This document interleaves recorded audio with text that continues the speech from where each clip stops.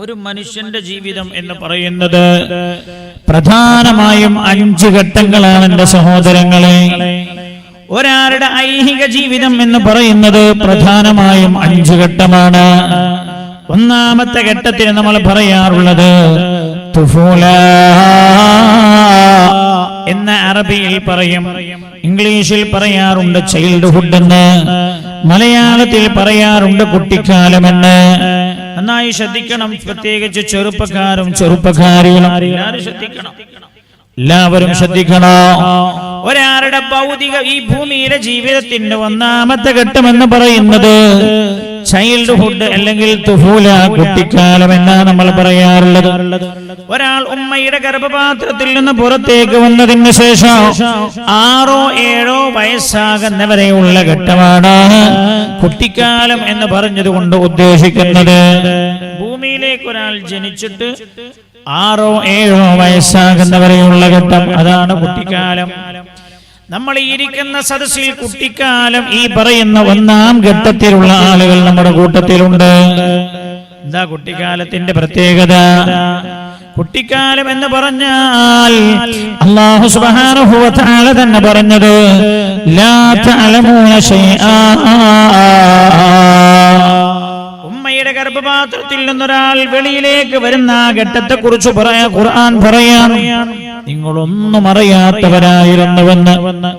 ലാ തഅലമൂന ശൈആ. ഇപ്പൊ ചില ആൾക്കാരൊക്കെ അങ്ങനെ നീച്ചെന്ന് ചോദിക്കും, എന്താ തട്ടിലേക്ക് തകരാറെന്നൊക്കെ ചോദിക്കൂലേ? അല്ലാഹു പറയാണ് ലാ തഅലമൂന ശൈആ. ഭൂമിയിലേക്ക് നിങ്ങൾ വരുമ്പോൾ മനുഷ്യരെ ഒന്നും അറിയാത്തവരായിരുന്നു നിങ്ങളെന്ന് ഖുർആൻ. ഒന്നും അറിയില്ലല്ലോ, എല്ലതും അറിയും, ഒന്നും അറിയില്ല. പരസ്യത്തിൽ നിങ്ങൾ കാണാം, ചെറിയ ജനിച്ചു വീണ കുട്ടി അപ്പൊ തന്നെ മൊബൈൽ എടുത്തിട്ട് ഇങ്ങനെ സ്ക്രീനിൽ ടച്ച് ആക്കണം. അതൊക്കെ പരസ്യത്തിന് വേണ്ടിയിട്ടാണ്, അതും അറിയില്ല. ജനിച്ചു വീണ കുഞ്ഞിന് ഒന്നും അറിയില്ല എന്ന് ഖുർആൻ. ബാക്കി വിസാറിന്റെ ചോദിച്ചു, ഒന്നും. ജനിച്ചു വീണ ഒരു കുട്ടിക്ക് ഏറ്റവും അനിവാര്യമായ സംഗതി, ഭൂമിക്ക് ജനിച്ചൊരു കുട്ടിക്ക് ഏറ്റവും അനിവാര്യമായത് എന്താ? മൊബൈലാ, വാച്ചാ, മുലപ്പാലാണ്. ആ അമ്മിഞ്ഞപ്പാൽ എവിടെയായിരുന്നുവെന്ന് പോലും ആ കുട്ടിക്കറിയില്ല. നമ്മളൊക്കെ കഥ അങ്ങനെ ഉമ്മയുടെ അമ്മിഞ്ഞപ്പാൽ എവിടെയാണെന്ന് പോലും ഈ കുട്ടിക്കറിയുമായിരുന്നില്ല. അങ്ങനെ കരയുന്ന സമയത്ത് ഉമ്മ അവനെ എടുത്തിട്ട് മാറോട് ചേർത്ത് പിടിച്ചു. അപ്പോൾ മനസ്സിലായില്ല അമ്മിഞ്ഞപ്പാൽ എവിടെയാണെന്ന്. പ്രിയപ്പെട്ട തന്റെ മാതാവ് മുലക്കണ്ണിയെടുത്ത് വായിൽ വെച്ചു കൊടുത്തു. ലാ തഅലമൂന ശൈആ. അപ്പോഴും ഈ പൊട്ടനായ മനുഷ്യ കുഞ്ഞിന് തിരിഞ്ഞില്ല, ഇവിടെയാണ് എനിക്ക് അമ്മിഞ്ഞപ്പാൽ കിട്ടുക എന്ന്. അപ്പൊ പിന്നെ എന്ത് ചെയ്തു? ഈ മാതാവ് തന്റെ മുലക്കണ്ണിയെടുത്ത് അല്പം പാൽ ചുരത്തിയിട്ട് ചുണ്ടിലിങ്ങനെ ഒരുതി കൊടുത്തപ്പോഴാ ഇവന് മനസ്സിലായത് ഇതാണ് അമ്മിഞ്ഞപ്പാൽ എന്നപ്പോഴാണ് അവൻ മുലപ്പാൽ നുകരാൻ തുടങ്ങിയത്. ലാ തഅലമൂന ശൈആ. ഒന്നും അറിയുമായിരുന്നില്ല, ഒന്നും അറിയില്ല. ഇന്ന് ചില ആൾക്കാരെ ചോദ്യമൊക്കെ കേട്ടാല് ഓലും ഉമ്മാന്റെ ഗർഭപാത്രത്തിൽ നിന്ന് പോരുമ്പോ ഓല് വലിയ വലിയ ആൾക്കാരായി പോകുന്ന മാതിരിയ വർത്താനം. ലാ തഅലമൂന ശൈആ. എന്നാൽ മനുഷ്യേതര ജീവജാലങ്ങളോ, മനുഷ്യനല്ലാത്ത ജീവജാലങ്ങൾ ആ ഘട്ടത്തിൽ മനുഷ്യരെക്കാളും തന്റെ ഇടം കാണിച്ചവരാണ്. വീട്ടിൽ പശുവുള്ള ആളുകൾ ഉണ്ടാവാൻ സാധ്യതയുണ്ട്. ആടിനെ പോറ്റുന്ന ആളുകൾ. കൊറോണ കാലത്ത് ഉണ്ടായ ഒരു ഗുണം എന്താ? കുറെ മുസീബത്ത് ഉണ്ടായിന്. ഒരു ഗുണം എന്താന്ന് വെച്ചാല് കുറെ ആൾക്കാർ കോയിനെ പോറ്റാൻ തുടങ്ങി, ആടിനെ പോറ്റാൻ തുടങ്ങി, പശുവിനെ പോറ്റാൻ തുടങ്ങി എന്നുള്ളതാണ്. കൊറോണ പോയപ്പോ ഒക്കെ വിറ്റ് കാലിയാക്കിയണോന്ന് അറിയില്ല. മൃഗങ്ങൾ നമ്മുടെ ഇടയിൽ നല്ലതാണ്, മൃഗങ്ങൾ നമ്മുടെ ഇടയിൽ നല്ലതാന്ന് ഞാൻ പറയാൻ കാരണം അല്ലാഹുവിന്റെ അദാബിനെ തടഞ്ഞത്, അല്ലാഹുവിന്റെ അദാബ് തടഞ്ഞു നിർത്തപ്പെടാൻ കാരണമാകും. മൃഗങ്ങൾ വേണം, കുട്ടികൾ വേണം. ചില ആൾക്കാരുണ്ടല്ലോ, നാം 2 നമുക്ക് 2, 30 പോയിട്ട് 1 ഫാമിലി 1 ചൈൽഡ്, നാം 1 നമുക്കൊന്ന് എന്ന്. ഇപ്പൊ ഇന്നിപ്പോ വരാൻ പോണെന്തറിയോ, നമ്പറുണ്ട് നമുക്ക് വേണ്ടെന്നാണ്. അതിന്റെ പുറമെ ഇപ്പൊ ചൈനയില് ആർട്ടിഫിഷ്യലായി, അതായത് ആധുനിക ടെക്നോളജി ഉപയോഗിച്ചുകൊണ്ട് പെണ്ണിനുണ്ടാക്കിയിട്ടുണ്ടെന്നാണ്. 26,000 റുപ്യ മുതൽ കിട്ടും പെണ്ണിന്. ചൈനക്കാര് മാർക്കറ്റിൽ ഇറക്കാൻ പോവാണ്. ഒരേ ഒരു വ്യത്യാസം എന്താന്ന് ചോദിച്ചാൽ ആത്മാവില്ല, വേറെ എല്ലാം ചെയ്യുന്നു. ഞാൻ എപ്പോഴും ആ റിപ്പോർട്ട് ഇങ്ങനെ വായിച്ചപ്പോ പരിശുദ്ധ ഖുർആന്റെ ആയത്ത് ഓർത്തു പോയി.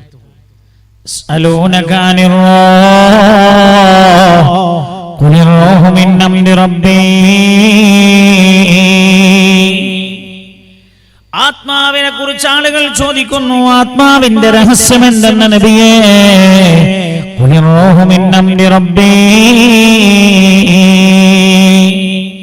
ആത്മാവിന്റെ റബ്ബിന്റെ കാര്യത്തിൽ പെട്ടതാണെന്ന് പറയണം നബിയേ. ആത്മാവിന്റെ രഹസ്യം ലോകാവസാനം വരെ മനുഷ്യർക്കത് കണ്ടെത്താൻ കഴിയൂല. ആ റിപ്പോർട്ടിൽ പറയാ, ആത്മാവല്ലാത്തതെല്ലാം അതിലുണ്ട്, ആത്മാവ് കൊടുക്കാൻ കഴിയില്ല. ഞാൻ പറഞ്ഞു വന്നത്, വീട്ടിൽ മൃഗങ്ങളുള്ള ആളുകളുണ്ടാകും. ആട് പ്രസവിച്ചാൽ നിങ്ങൾ ശ്രദ്ധിച്ചിട്ടുണ്ടോ എന്നറിയില്ല, ആട് തന്റെ കുഞ്ഞിനെ നക്കി തുടങ്ങും. അപ്പൊ അതങ്ങനെ എഴുന്നേറ്റ് നിൽക്കാൻ തുടങ്ങും. അത് എഴുന്നേറ്റ് നിൽക്കാൻ തുടങ്ങിയാൽ ആട്ടിൻകുട്ടി തന്റെ ചുണ്ട് കൊണ്ടുപോകുന്നത് തള്ളയാടിന്റെ അകടിലേക്കാണ്. ഞാൻ ചോദിക്കട്ടെ നിങ്ങളോട്, നിങ്ങൾ ആരെങ്കിലും കണ്ടിട്ടുണ്ടോ ഏതെങ്കിലും തള്ളയാടില്ലെങ്കിൽ തള്ള പശു തന്റെ കുഞ്ഞിനെ അകടിലേക്ക് കൊണ്ടുപോയി തന്റെ കുഞ്ഞിന്റെ അകടിൽ മുലക്കണ്ണി വെച്ച് കൊടുക്കുന്നത് ആരെങ്കിലും കണ്ടിട്ടുണ്ടോ? ലാ തഅലമൂന ശൈആ, മനുഷ്യരെ നിങ്ങൾ ഒന്നും അറിയാത്തവരായിരുന്നു. എന്നാൽ ആട്ടിൻകുട്ടിക്ക് തന്റെ അമ്മയുടെ അകടിൽ അമ്മിച്ചപ്പാല് കിട്ടുമെന്ന് പറഞ്ഞു കൊടുത്തതാരാ? പശുക്കുട്ടിക്കാരാ തന്റെ അമ്മയുടെ അകടിൽ അമ്മിഞ്ഞപ്പാലുണ്ട് എന്ന് പറഞ്ഞു കൊടുത്തത്. പശുക്കുട്ടി ഡയറക്റ്റ് പോയിട്ട് കുടിച്ചതാണ് അല്ലേ? പശുണ്ടോ വീട്ടില്? പശുണ്ടോ? ആടുണ്ടല്ലേ? അപ്പൊ മനസ്സിലാവും. അൽഹംദുലില്ലാഹ്, ആട് വലിയ ബർക്കത്തുള്ള ജീവിയാ. നമ്മൾ പറയാ മൂത്രം മണക്കും, കാട്ടം മണക്കും എന്നൊക്കെ പറയില്ലേ? കാട്ടം മണക്കും. മഹാനായ കണ്ണിത്തുസാദ് മയ ഒരു നാട്ടിൽ ഇല്ലാതായപ്പോഴേ ആ നാട്ടുകാരോട് പറഞ്ഞു, എല്ലാവരും പറഞ്ഞു മയക്ക് വേണ്ടി ദ്വാരക്കണം. സാർ പറഞ്ഞു, ഞാൻ ദ്വാരുന്നോളാം, പക്ഷെ നിങ്ങളെ വെച്ച് ദ്വാരുന്നാൽ ഉത്തരം കിട്ടൂല. നിങ്ങൾ നാളെ വരുമ്പോ ആടിനും പശുവിനും പൂത്തിനും കോയിനെയൊക്കെ കൊണ്ടുവരണം. വയല് കഴിഞ്ഞതിന് ശേഷം ആ ആട് പോത്ത് പശുവിന്റെ ഇടയ്ക്ക് ഇറങ്ങി നിന്നിട്ട് ഒരൊറ്റ ദ്വാഴ്, പഠിച്ചോനെ അള്ളാഹുവെ, കണ്ണിയത്ത് അഹമ്മദ് അറിഞ്ഞുകൊണ്ടൊരു തെറ്റും ചെയ്തിട്ടില്ല, ഈ മൃഗങ്ങൾ ഒരു തെറ്റും ചെയ്തിട്ടില്ല റബ്ബേ. അതുകൊണ്ട് പഠിച്ചോനെ ജി ഞങ്ങൾക്ക് വെള്ളം തരണം, മഴ തരണം. ദ്വാരന്ന് കഴിഞ്ഞില്ല, മഴ പെയ്തു.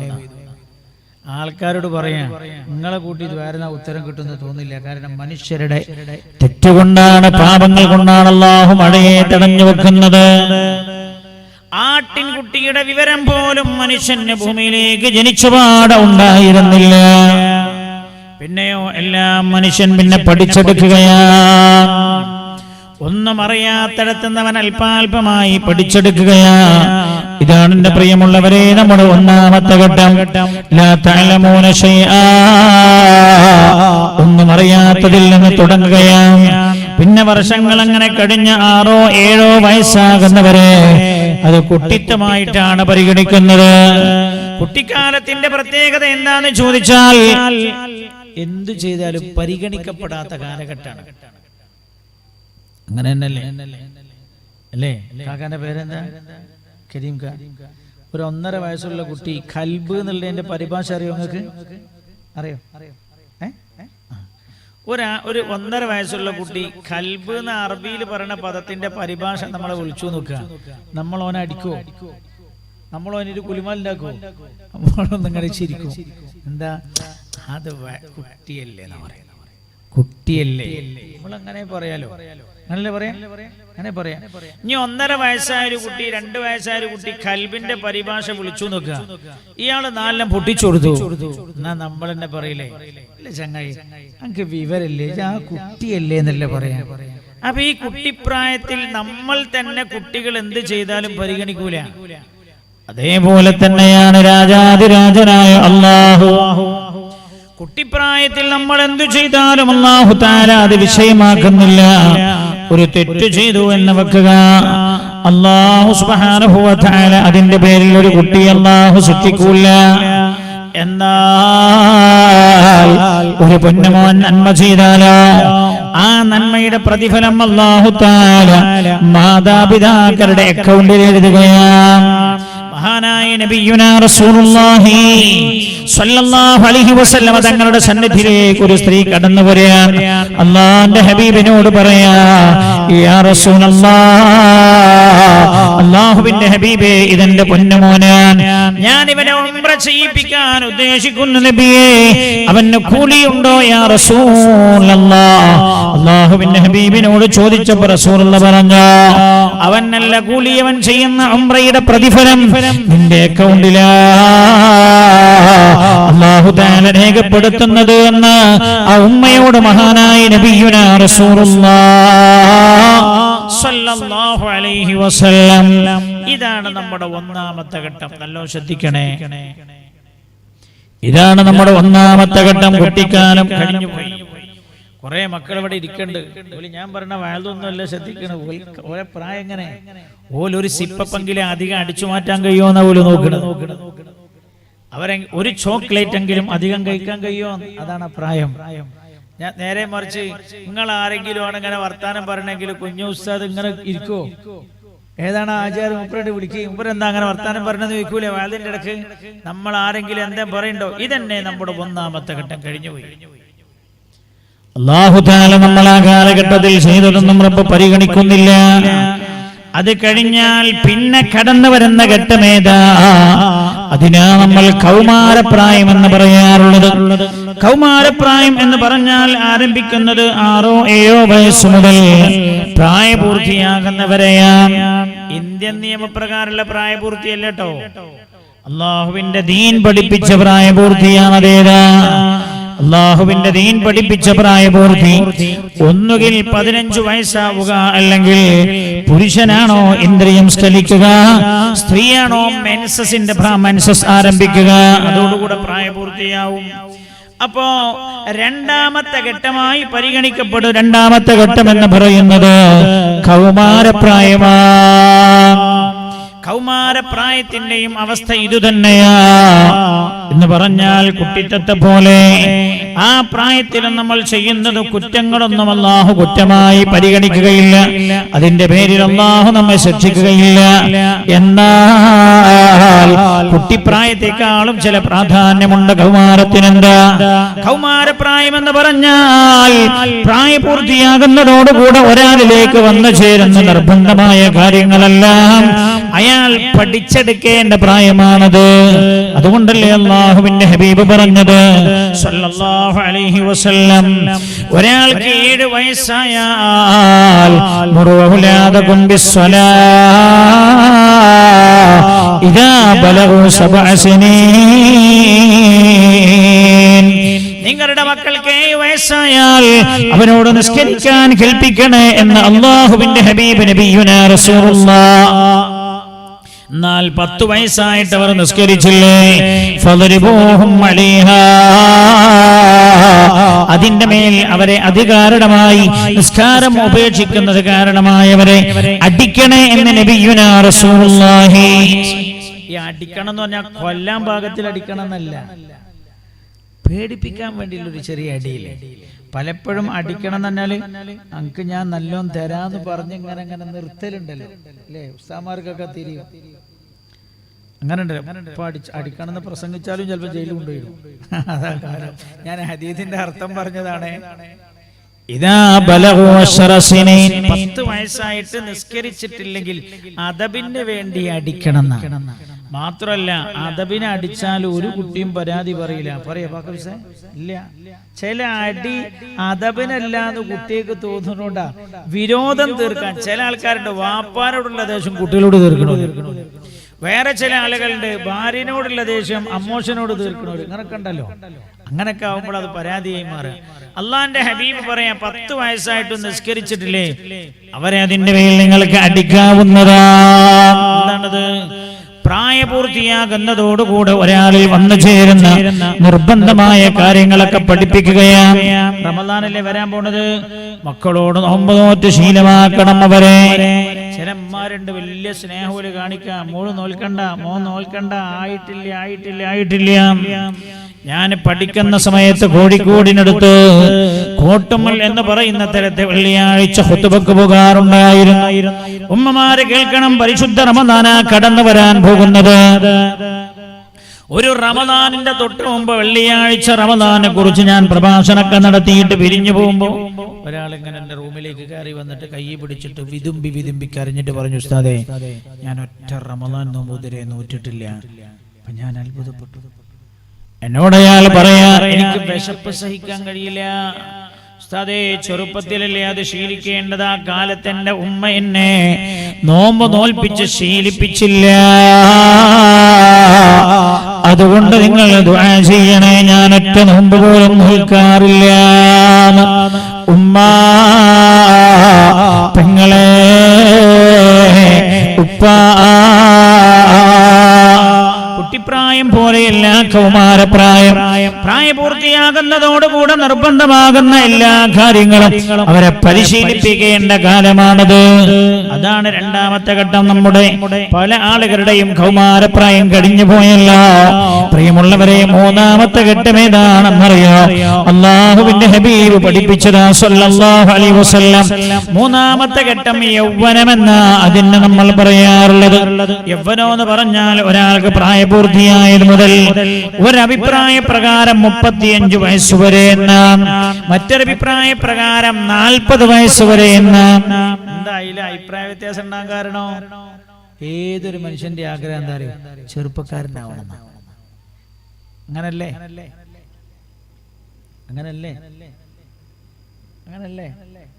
അല്ലേ? അജർ വരുന്ന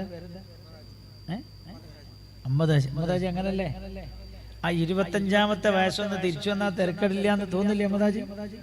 ആർക്കാ തോന്നാതിരിക്കാ?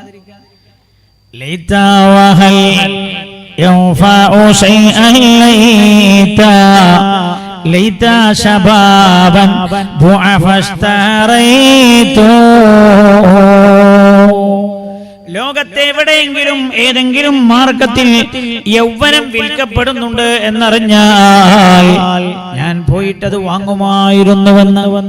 ലൈത്ത, നടക്കാത്ത കാര്യം പറയാൻ ലൈത്താന്ന് ഉപയോഗിക്കാം. അതിന് ഉദാഹരണം പറഞ്ഞു കൊടുക്കുന്ന കൂട്ടത്തിൽ ഉസ്താദുമാർ ചൊല്ലിക്കൊടുക്കാറുള്ള കിതാബുകളിൽ ഏകപ്പെടുത്താറുള്ള ഒരു പെയ്ത്താണത്. ലൈത്ത നടക്കൂലത്, പക്ഷെ എന്നാലും അങ്ങനെ പറഞ്ഞു. നിങ്ങളുണ്ടില്ലേ മുട്ടുവേദന വന്നിട്ട് എന്തൊക്കെ തൈല വാരി തേക്കണത് മാറി കിട്ടിയ തിരക്കടില്ല. ആ 25ാമത്തെ വയസ്സിൽ ഫുട്ബോൾ കളിച്ച അന്നുള്ള മുട്ടുംകാല് കിട്ടിയെങ്കിൽ മുട്ടുവേദന ഉണ്ടാവും. അല്ലാഹു തആല ആർക്കും തരാതിരിക്കട്ടെ. റബ്ബനാ, നീയുള്ളവർക്ക് അത് ശിഫ നൽകണേ റബ്ബേ. ഇതാണ് മൂന്നാമത്തെ ഘട്ടം. ഏത് മനുഷ്യന്റെ ആഗ്രഹം എന്താ അറിയോ? ചെറുപ്പക്കാരനാവണമെന്നാണ്.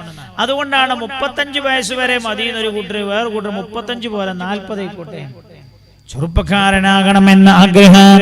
അതുകൊണ്ടല്ലേ ചില ആളുകളുടെ മുഖത്തേക്ക്, കവിളിലേക്ക് നോക്കിയാൽ മനസ്സിലാവും അയാൾക്ക് 82 വയസ്സും 3 മാസം 4 ദിവസമായിട്ടുണ്ട്. മൂത്ത് നോക്കിയാ, തലേക്ക് നോക്കിയാൽ തോന്നാ 18 വയസ്സും 2 മാസം 24 ദിവസം. എന്താണ്? ചെറുപ്പക്കാരനാവണം എന്ന് എല്ലാവരും ആഗ്രഹം. മൂന്നാമത്തെ ഘട്ടമതാ. അതുകൊണ്ടാണ് പ്രായപൂർത്തിയായത് മുതൽ 35 വയസ്സ് വരെ എന്നാണ് ഒരഭിപ്രായം. അതല്ല 40 വരെയാണെന്ന മറ്റഭിപ്രായം. മൂന്നാമത്തെ ഘട്ടം ഇതാണ്. പ്രിയമുള്ളവരെ, നമ്മുടെ കൂട്ടത്തിൽ പല ആളുകളും 3ാം ഘട്ടത്തിലാണ് ഉള്ളത്. വേറെ ചില ആളുകൾ 3ാം ഘട്ടം കഴിഞ്ഞ് 4ാം ഘട്ടത്തിലേക്ക് കടന്നു. 4ാം ഘട്ടം ഏതാ? 4ാം ഘട്ടത്തിനാ നമ്മൾ പറയാറുള്ളത് മധ്യവയസ്കനാവുക എന്ന ഘട്ടമാണത്. 4ാമത്തെ ഘട്ടം ആരംഭിക്കുന്നത് 40ാമത്തെ വയസ്സ് മുതൽ 60 വയസ്സ് വരെ ഉള്ള കാലഘട്ടമാണ് നമ്മൾ പറയാറുള്ള മധ്യവയസ്കനാവുക എന്ന് പറയുന്ന കാലം. ഞാനൊക്കെ ആ കൂട്ടത്തില 44 കഴിഞ്ഞിട്ട് 45 ഇങ്ങനെ കിടക്കുകയാണ്. ഉസ്താദിന്റെ മേലെ താഴെന്ന് ഞാൻ ചോദിച്ചിട്ടില്ല, താഴെയാണ്. അപ്പൊ ഉസ്താദ് ചിലപ്പോ നമ്മൾ നേരത്തെ പറഞ്ഞ കൂട്ടത്തിലേ താഴെ തന്നെ നിൽക്കട്ടെ എന്ന് വിചാരിക്കുന്ന കൂട്ടത്തിലോ അല്ലാഹു തആല ആരോഗ്യം നിലനിർത്തി കൊടുക്കട്ടെ. അൽഹംദുലില്ലാഹ്. അതാണ് മധ്യവയസ്കനാവുക എന്ന് പറഞ്ഞാൽ. ഞാൻ തമാശയിൽ പറഞ്ഞ എന്തിനാ നിങ്ങൾ ഉറങ്ങാതിരിക്കണം, പക്ഷെ അതിന്റെ അകക്കാമ്പ് നിങ്ങൾ ശ്രദ്ധിക്കണേ. 60 വയസ്സ് വരെ മധ്യവയസ്കനാണ്. അത് കഴിഞ്ഞാൽ പിന്നെ വരാൻ പോകുന്ന ഘട്ടം ഏതാണെന്നറിയാം. മധ്യവയസ്കനാവുക എന്ന് പറഞ്ഞാൽ എന്താ അതിന്റെ സ്ഥിതി അറിയോ? എല്ലാ ശരീരത്തിന്റെ എല്ലാ അവയവങ്ങളുടെയും ശക്തി ഇങ്ങനെ കുറഞ്ഞു പോലെ, നാടി ഞരമ്പുകൾ തളർന്നു തുടങ്ങുകയാണ്. നിങ്ങൾ കണ്ടില്ലേ, ഞാൻ കണ്ണട വെച്ച് ഒരു 10 കൊല്ലം മുമ്പ് ഞാൻ വഴുതു പറയുമ്പോൾ കണ്ണട വെക്കണം, നിങ്ങൾ കണ്ടിട്ടുണ്ടാവില്ല. എന്താ കാരണം? കണ്ണിന്റെ കാഴ്ച മങ്ങി തുടങ്ങി. സ്റ്റൈലാക്കാൻ വെച്ചതല്ല, കണ്ണിന്റെ കാഴ്ച മങ്ങി തുടങ്ങിയത് കൊണ്ട് വെച്ചതാണ്. കണ്ണിന്റെ കാഴ്ച മങ്ങി തുടങ്ങി എന്താ? 40-ാമത്തെ വയസ്സാകുമ്പോൾ, 40 കഴിയുന്നതോടുകൂടെ എല്ലാം ഇങ്ങനെ ഡൗൺ ആയി തുടങ്ങുകയാണ്. 60 വരെ അതാണ് അവസ്ഥ. 60 കഴിഞ്ഞാലോ? 60 കഴിഞ്ഞാൽ പിന്നെ വരുന്നത് 5-ാമത്തെ ഘട്ടമാ. 5-ാമത്തെ ഘട്ടത്തിന് നമ്മൾ പറയാറുള്ളത് വാർദ്ധക്യമെന്നാ നമ്മൾ പറയാറുള്ളത്. വൃദ്ധനാവുക എന്ന് പറയും. വൃദ്ധനാവുക എന്ന് പറഞ്ഞാൽ പിന്നെ ശരീരത്തിന്റെ എല്ലാ ശക്തിയും തളർന്നു പോവുകയാണ്. അങ്ങനെ പിന്നെ അങ്ങനെ തളർന്നു പോകാൻ തുടങ്ങും. കയറ്റം കഴിയാൽ വല്ലാത്ത കിതപ്പുണ്ടാവും. എല്ലാം അങ്ങനെ ക്ഷീണിച്ചു പോവുകയാണ്. ഇങ്ങനെയുള്ള ഒരു 5 ഘട്ടമാ ഒരു മനുഷ്യന് ഭൂമിയിൽ ജീവിക്കാനുള്ളത്. നന്നായി ശ്രദ്ധിക്കണോ എന്റെ ചെറുപ്പക്കാർ, നന്നായി ശ്രദ്ധിക്കണോ ചെറുപ്പക്കാരികൾ, നന്നായി ശ്രദ്ധിക്കണം. ഉപ്പമാരമ്മമാർ പറയുന്ന കാര്യങ്ങൾ നന്നായി ഒന്ന് ആലോചിക്കണം എന്ന് ഓർമ്മപ്പെടുത്തുകയാണ്. അങ്ങനെയുള്ള ഒരു 5 ഘട്ടം നമ്മളെ മുമ്പിലുള്ള. ഈ 5 ഘട്ടത്തിന്റെയും സ്വഭാവം എന്താ? ഈ 5 ഘട്ടവും ഒന്നുകൂടെ നിങ്ങൾക്ക് കൃത്യമായി മനസ്സിലാവാൻ ഞാനൊരു കഥ പറഞ്ഞു തരാം. നിങ്ങൾക്ക് കഥ ഇഷ്ടാണോ? കഥ ഇഷ്ടാണോ? നിങ്ങൾ മുണ്ടില്ല, ഇഷ്ടാണോ? തീക്കുനിക്കാർക്ക്, നെട്ടൂരിക്കാർക്ക് കഥ ഇഷ്ടല്ലേ? ഇഷ്ടാണോ? ഇപ്പൊ കഥ പറയില്ല, അവിടുന്ന് ഓലും പറയണ്ട ഇഷ്ടാണ്. എന്നാ പിന്നെ ഓലും അടങ്ങിയിരുന്നെങ്കിലോ? മക്കൾക്കും കഥ ഇഷ്ടമാണ്. കഥ ഇഷ്ടമില്ലാത്തവരുണ്ടാവില്ല. കഥ എന്ന് ഞാൻ പറഞ്ഞത് ജീവിതത്തെ ചിത്രീകരിക്കുന്ന ഒരു കഥയാണ്. അത് ശരിക്കും നിങ്ങൾ കേട്ടാല് ഒന്ന് ഇരുന്ന് ചിന്തിച്ചാൽ മനസ്സിലാവും നമ്മുടെ ജീവിതത്തിന്റെ അവസ്ഥ എന്താണ്. ജീവിതത്തെ ചിത്രീകരിക്കുന്ന ഒരു കഥയാണത്. അതല്ല 10 മണിക്ക് ശേഷം വഴുതു പറയുമ്പോ നല്ലതും കഥ പറയല, എന്നാലും ഉറങ്ങാതിരിക്കുമല്ലോ. റഹ്മുർ-റഹീമീനായ അല്ലാഹ്, ഞങ്ങളുടെ സദസ്സിനെ ദുആക്ക് ഉത്തരമുള്ള സദസ്സാക്കണേ റബ്ബേ. ജീവിതത്തിന്റെ പല രീതിയിലുമുള്ള ചിത്രീകരണങ്ങൾ പലരും പറഞ്ഞിട്ടുണ്ട്. മഹാനായ നബിയുനാ റസൂലുള്ളാഹി സ്വല്ലല്ലാഹു അലൈഹി വസല്ലം തങ്ങൾ ജീവിതത്തെ കുറിച്ച് പറഞ്ഞു. ശ്രദ്ധിക്കണേ, ശരിയല്ലേ?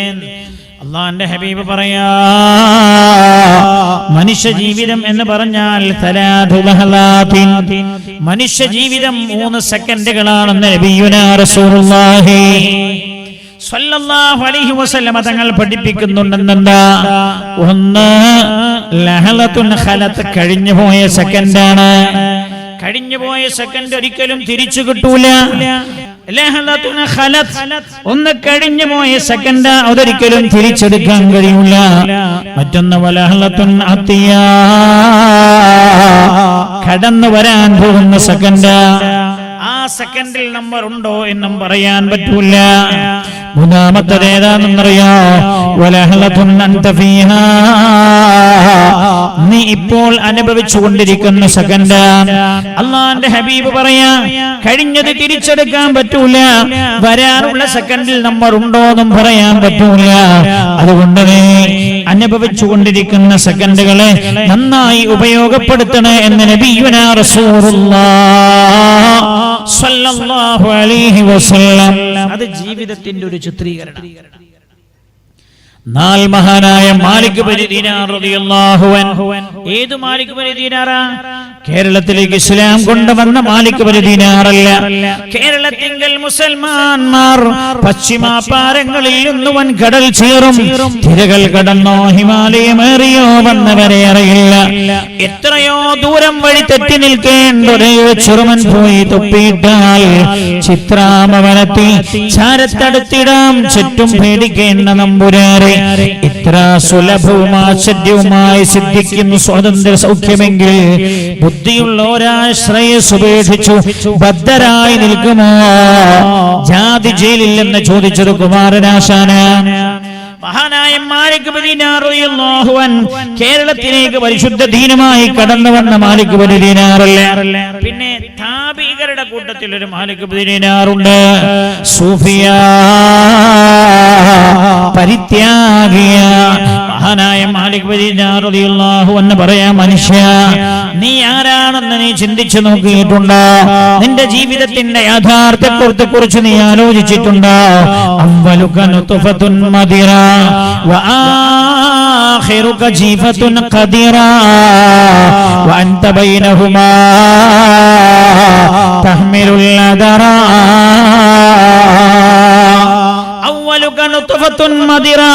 നിന്റെ ആദ്യമെന്ന് പറഞ്ഞാൽ ആളുകൾ കണ്ടാൽ അറുപ്പ് പ്രകടിപ്പിക്കാറുള്ള ഇന്ദ്രിയത്തുള്ളിയായിരുന്നു നീ. നമ്മളൊക്കെ സ്ഥിതി ചെയ്താ 45 കൊല്ലം മുമ്പ് ഞാൻ എന്റെ പിതാവിന്റെ ശരീരത്തിലെ ഇന്ദ്രിയത്തുള്ളിയാണ്.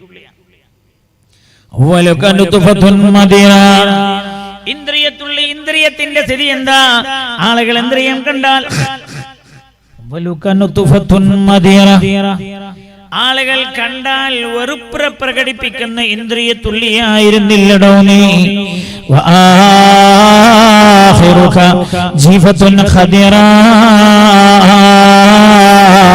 നിന്റെ അവസാനമെന്ന് പറയുന്നത് ചീഞ്ഞു നാറുന്ന ശവമാണടോ നീ.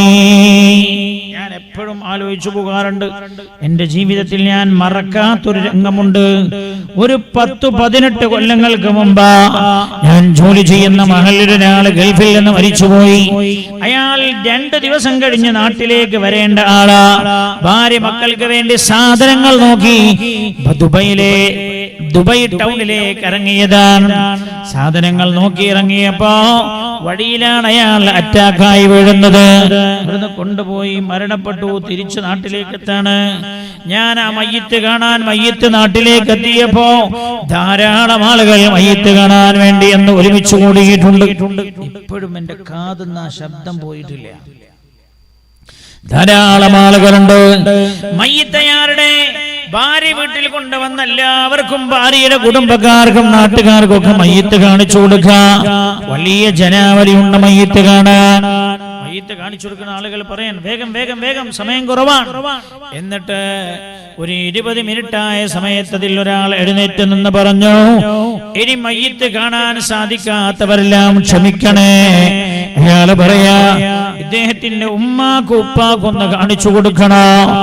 25 മിനിറ്റിൽ കൂടുതൽ ഈ മയ്യിത്ത് വെക്കാൻ പറ്റൂല.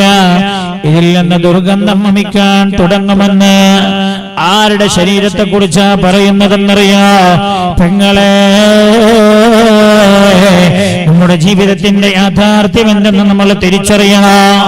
നമ്മുടെ ശരീരത്തിൽ നിന്ന് ഈ റൂഹങ്ങ് പോയാൽ പിന്നെ അതാ മണിക്കൂറുകൾ കഴിയുന്നതിനനുസരിച്ച് പിന്നെ അത് ദ്രവിച്ച് ചീഞ്ഞു നാറുന്ന ശവശരീരമായി മാറുകയാണ് നമ്മൾ.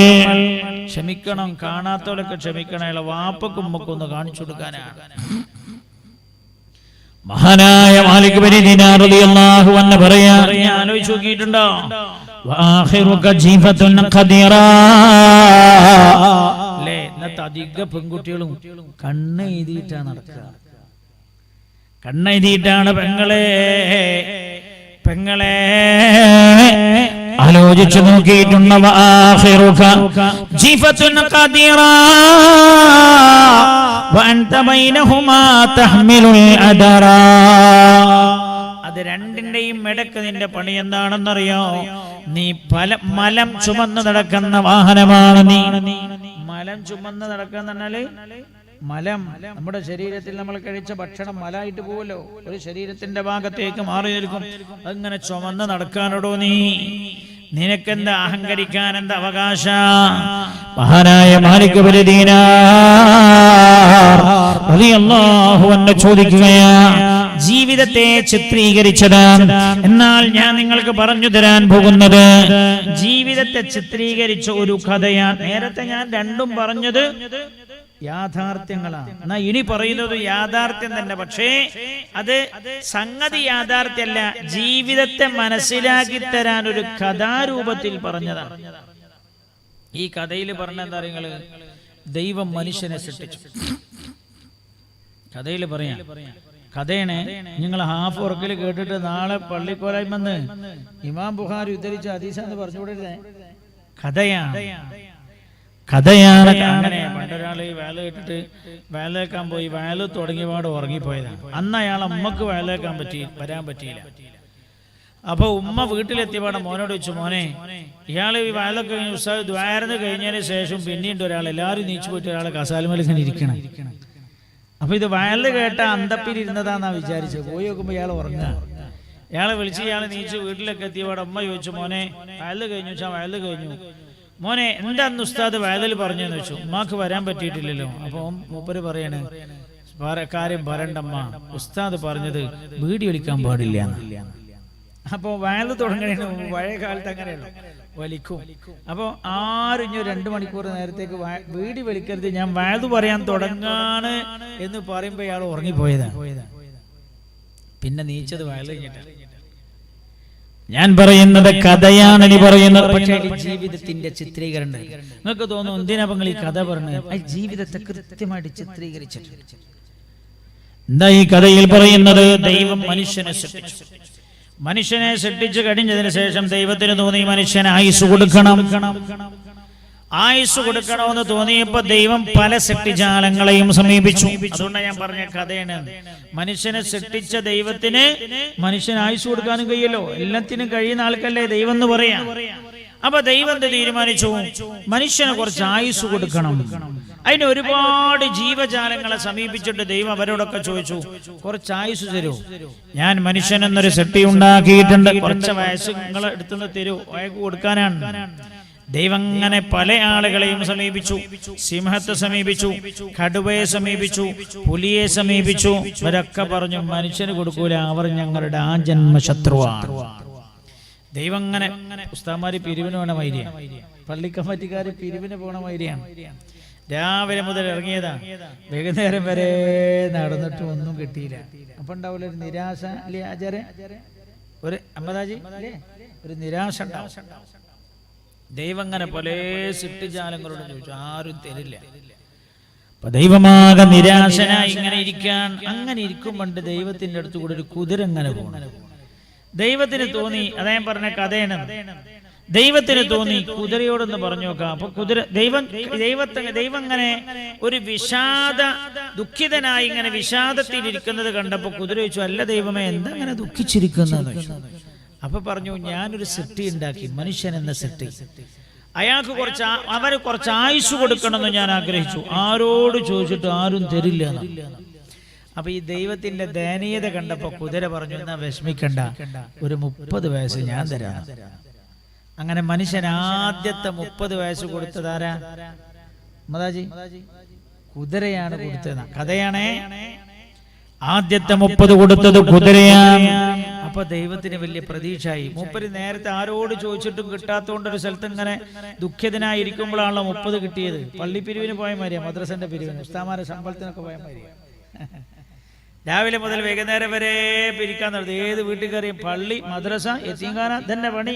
അങ്ങനെ കുറെ മനുഷ്യന്മാര് ചീത്ത കേട്ട് അവസാനം തീരുമാനിച്ചു, ഞമ്മക്ക് ഏതാ അറബിനെ കിട്ടുമെന്നൊക്കെ നോക്കാം, നമ്മൾ പിരിയല്ലേ, ഉമ്മദാജി നിങ്ങൾ അങ്ങോട്ട് പോയിക്കോളി, കുഞ്ഞമ്മാജി നിങ്ങൾ വീട്ടിൽ പോയിക്കോളി എന്നൊക്കെ പറയാൻ നിൽക്കുമ്പോഴാണ് അബൂക്കറാജി പറഞ്ഞല്ല, ലാസ്റ്റ് നമുക്ക് ഈ വീട്ടിലൊന്ന് കയറി വെക്കാം, ഇയാളൊരു നല്ല മനുഷ്യനാണ്. അങ്ങനെ ഒരു 3 ആളും കൂടി കയറിയപ്പോ എന്തോ ഒരു നല്ല മനുഷ്യൻ പൊന്നുപോലെ സ്വീകരിക്കുന്നു. എന്തൊരു വിനയം! അവരെ കയറ്റി ഇരുത്തിപാട് ഇയാളെ അകത്തേക്ക് പോവാ. അപ്പൊ ഇവര് പറഞ്ഞു, ഇങ്ങോട്ട് വരീന്ന് പറഞ്ഞു. എന്തെങ്കിലും കുടിക്കാതെ ഒരു സംസാരവും ഇല്ല എന്നാ അയാൾ പറഞ്ഞു. വീട്ടിന്റെ അകത്ത് പോയി നല്ല കോഫി ഉണ്ടാക്കി കൊണ്ടുവന്ന് ചായയും കോഫിയും കടിയൊക്കെ കൊടുത്ത്, എന്നിട്ട് പിന്നെ ചോദിച്ചു, എന്തിനെങ്കിലും വന്നതെന്ന് വെച്ചു. അപ്പൊ ഇവര് പറഞ്ഞു, നമ്മളിങ്ങനെ പള്ളിന്റെ പണിയൊക്കെ തുടങ്ങാൻ പോവാണ്, അപ്പൊ നമ്മൾ രാവിലെ തന്നെ ഇറങ്ങി നോക്കി, ആരെടുത്തൊന്നും ഒന്നും കിട്ടിയില്ല, എല്ലാരും ചീത്തയെ പറയണേ. അപ്പോ ഇനിയിപ്പോ എന്ത് ചെയ്യണം എന്നറിയാതെ ലാസ്റ്റ് ഒന്ന് ഇവിടെ കയറിയതാണ്. അയാൾ ഒന്നും മിണ്ടിയില്ല, ഒന്നും മിണ്ടാതെ നേരെ അകത്ത് പോയി. അകത്ത് പോയപ്പോ ട്രഷറർ സെക്രട്ടറിനെ ചൂണ്ടിയിട്ട് പറയണേ, ഇവിടെ നിരാശയാണ്. കുറച്ച് കഴിഞ്ഞപ്പോൾ അയാൾ അകത്തുനിന്ന് തിരിച്ചു വന്നിട്ട് ഒരു ചെക്ക് കൊടുത്തു പ്രസിഡന്റിന്റെ കയ്യിൽ. പ്രസിഡന്റാണ് കുറച്ച് വയസ്സുള്ള ആളും പ്രായമുള്ള ആളാണ്. ഇപ്പൊ പ്രസിഡന്റ് ഇങ്ങനെ നോക്കിയിട്ട് 5 എഴുതിയന്, പിന്നെ മൂപ്പരെ സംശയം 4 പൂജാണോ 5 പൂജാണോ, അതിന്റെ ഇടക്ക് ഡോട്ട് ഉണ്ടോ എന്ന് മൂപ്പർക്ക് സംശയം. അപ്പൊ മൂപ്പർ ഇങ്ങനെ എത്ര നോക്കിയിട്ടും തിരിയില്ല. 50,000 5 ലക്ഷം എത്രയാണ് ഇപ്പൊ തന്നെ മൂപ്പര് നോക്കണം. 5 പൂജ ഉണ്ടോ, അല്ല അതിന്റെ ഇടക്ക് 2-3 പൂജ കഴിഞ്ഞിട്ട് ഒരു ഡോട്ട് ഉണ്ടോ. അപ്പൊ സെക്രട്ടറിന്റെ കൈ കൊടുത്തു. സെക്രട്ടറി നല്ല ചെറുപ്പക്കാരനാണ്. അവർ നോക്കിയിട്ട് പറഞ്ഞു, ഇവർക്കത് വിശ്വസിക്കാൻ പറ്റില്ല. ഇവർ പറഞ്ഞു 5 ലക്ഷമാണ്. രാവിലെ മുതൽ വൈകുന്നേരം വരെ നടന്ന് നിരാശപ്പെട്ടവർക്ക് അള്ളാഹു വൈകുന്നേരം കൊടുത്തൊരു സന്തോഷമാണ്. അപ്പൊ സെക്രട്ടറി പ്രസിഡന്റും ഒക്കെ വളരെ സന്തോഷത്തിൽ അത് വാങ്ങി പോരുന്ന സമയത്ത് പറയാണ്, സാരല്ല, ഇങ്ങനത്തെ നല്ല മനുഷ്യന്മാരുണ്ടാവും, നാളെ വരണട്ടോ കുഞ്ഞമ്മദാജി നേരത്തെ തന്നെ എന്ന് പറഞ്ഞ പോലെ കുതിര 30 കൊടുത്തപ്പോ ദൈവത്തിന് തോന്നി അല്ലല്ലല്ല, ഇങ്ങനെയുള്ള നല്ല ഹൃദയത്തിന്റെ ഉടമസ്ഥരെ ഉണ്ടാവും. അങ്ങനെ ദൈവം വീണ്ടും പല സൃഷ്ടികളെയും സമീപിക്കാൻ തുടങ്ങി. അങ്ങനെ ദൈവം ഇങ്ങനെ സമീപിക്കുന്ന സമയത്താണ് അവയ്ക്കൊരു കഴുതങ്ങനെ പോകുന്നുണ്ട്. കഴുതയെ കണ്ടപ്പോ ദൈവം പറഞ്ഞത്രേ, കഴുതയോട് ചോദിച്ചു, കഴുതയോട് ചോദിച്ചു, അല്ല, ഞാനൊരു സൃഷ്ടി ഉണ്ടാക്കിയിട്ടുണ്ട്, മനുഷ്യൻ എന്ന സൃഷ്ടി, അവനെ കുറച്ച് ആയുസ് കൊടുക്കണം, നീ വല്ലതും തരുമെന്ന് ചോദിച്ചു. പാവം കുതിര എന്നെ സഹായിച്ചിട്ടുണ്ട്. അപ്പൊ കഴുത ചോദിച്ചു, കുതിര എത്ര തന്നെന്ന് ചോദിച്ചു. അപ്പൊ ദൈവം പറഞ്ഞു, കുതിര 30 തന്നു. അപ്പൊ കഴുത പറഞ്ഞു, എന്നാ ഞാനും തരാം ഒരു 30. അങ്ങനെയല്ലോ. അഹമ്മദാജി 5 ലക്ഷം കൊടുത്തെങ്കിൽ മുഹമ്മദാജു 50 തന്നെ. പോലെ നമ്മൾ ഭയങ്കര ചങ്ങായിമാരാണ്. അഹമ്മദാജ് എത്ര കൊടുക്കണേന്നാ കുഞ്ഞമ്മദാജി നോക്കിക്കണേ. അങ്ങനെയല്ലേ ചില സ്വതക്ക. അതുകൊണ്ടാ ഖുർആൻ പറഞ്ഞതും ചില സ്വതക്ക രഹസ്യമായി പറഞ്ഞേക്കാളും നല്ലത് പരസ്യമായി പറയലാണ്. കുഞ്ഞമ്മദാജും ഇമ്പിച്ചാലിയാജും ഭയങ്കര ചങ്ങായിമാരാ.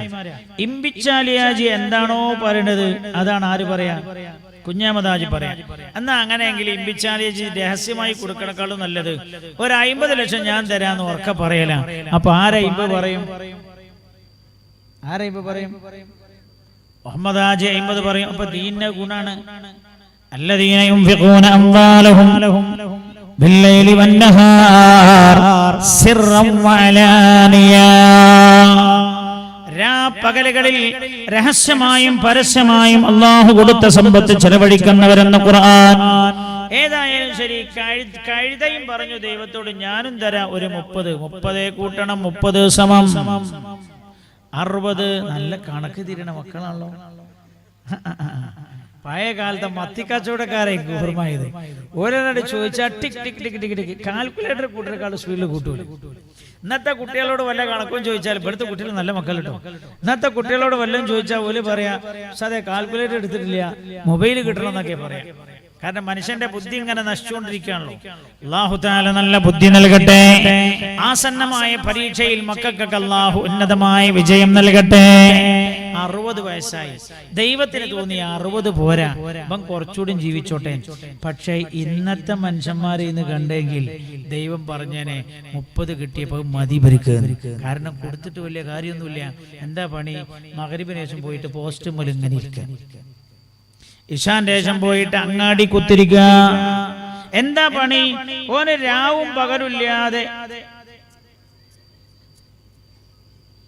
അങ്ങനെ ഒരു പരിപാടി ഇല്ലേ? രാവും പകലും അവന്റെ പണി തോണ്ടി തീർക്കുക. ദൈവം ഇന്നത്തെ മനുഷ്യരെ കണ്ടല്ല. ഈ കഥയിൽ പറയാണ്, ദൈവത്തിന് തോന്നി 60 പോരെ, കുറച്ചുകൂടി ജീവിക്കണം. ദൈവം വേറെ സൃഷ്ടിജാലങ്ങളോട് ആയുസ് തരുമെന്ന് ചോദിക്കാൻ വേണ്ടി പോണ സമയത്ത് അതിലൊരു നായ ഇങ്ങനെ പോകുന്നു. ദൈവം നായ ദൈവത്തെ കണ്ടപ്പാടെ തന്നെ വാലാട്ടി. നന്ദിയുള്ള ജീവിയാണ് നായ.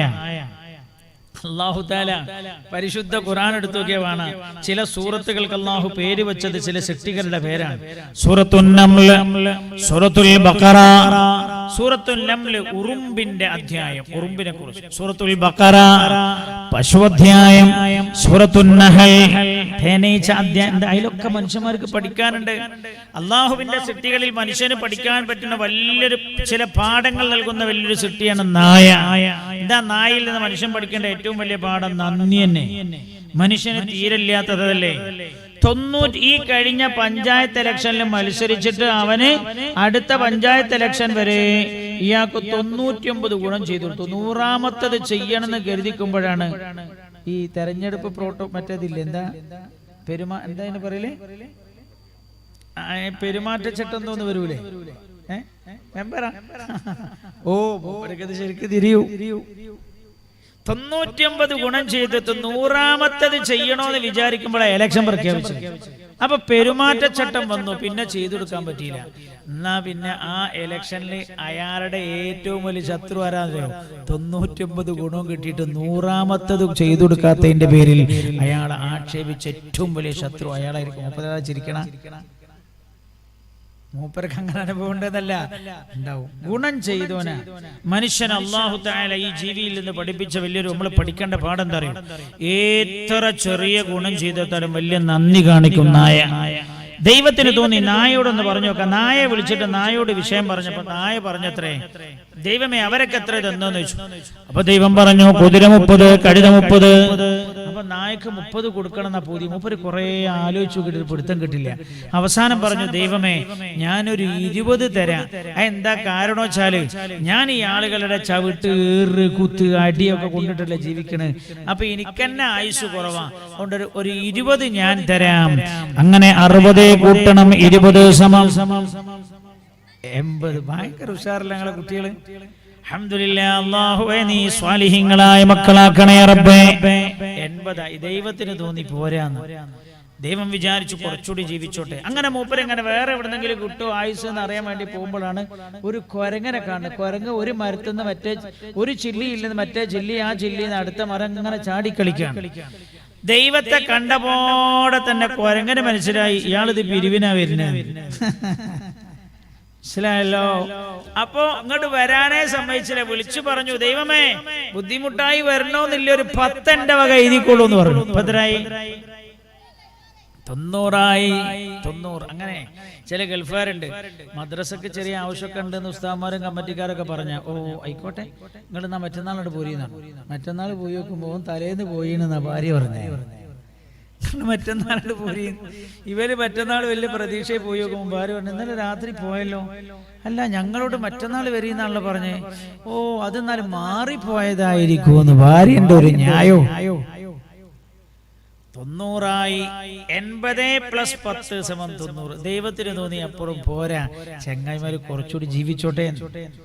ദൈവം വേറെ ചില ശക്തിജാലങ്ങൾ അങ്ങനെ സമീപിക്കുമ്പോഴാണ് കൂമനെ കണ്ടത്. കൂമൻ ചില നാട്ടിൽ പറയാം, ചില നാട്ടിൽ മൂങ്ങാന്ന് പറയും. ഇവിടെ എന്താ പറയാന്ന് ഞാൻ ചോദിച്ചിട്ടില്ല ബാക്കവിസ്ഥാനോട്. രാത്രി ഇങ്ങനെ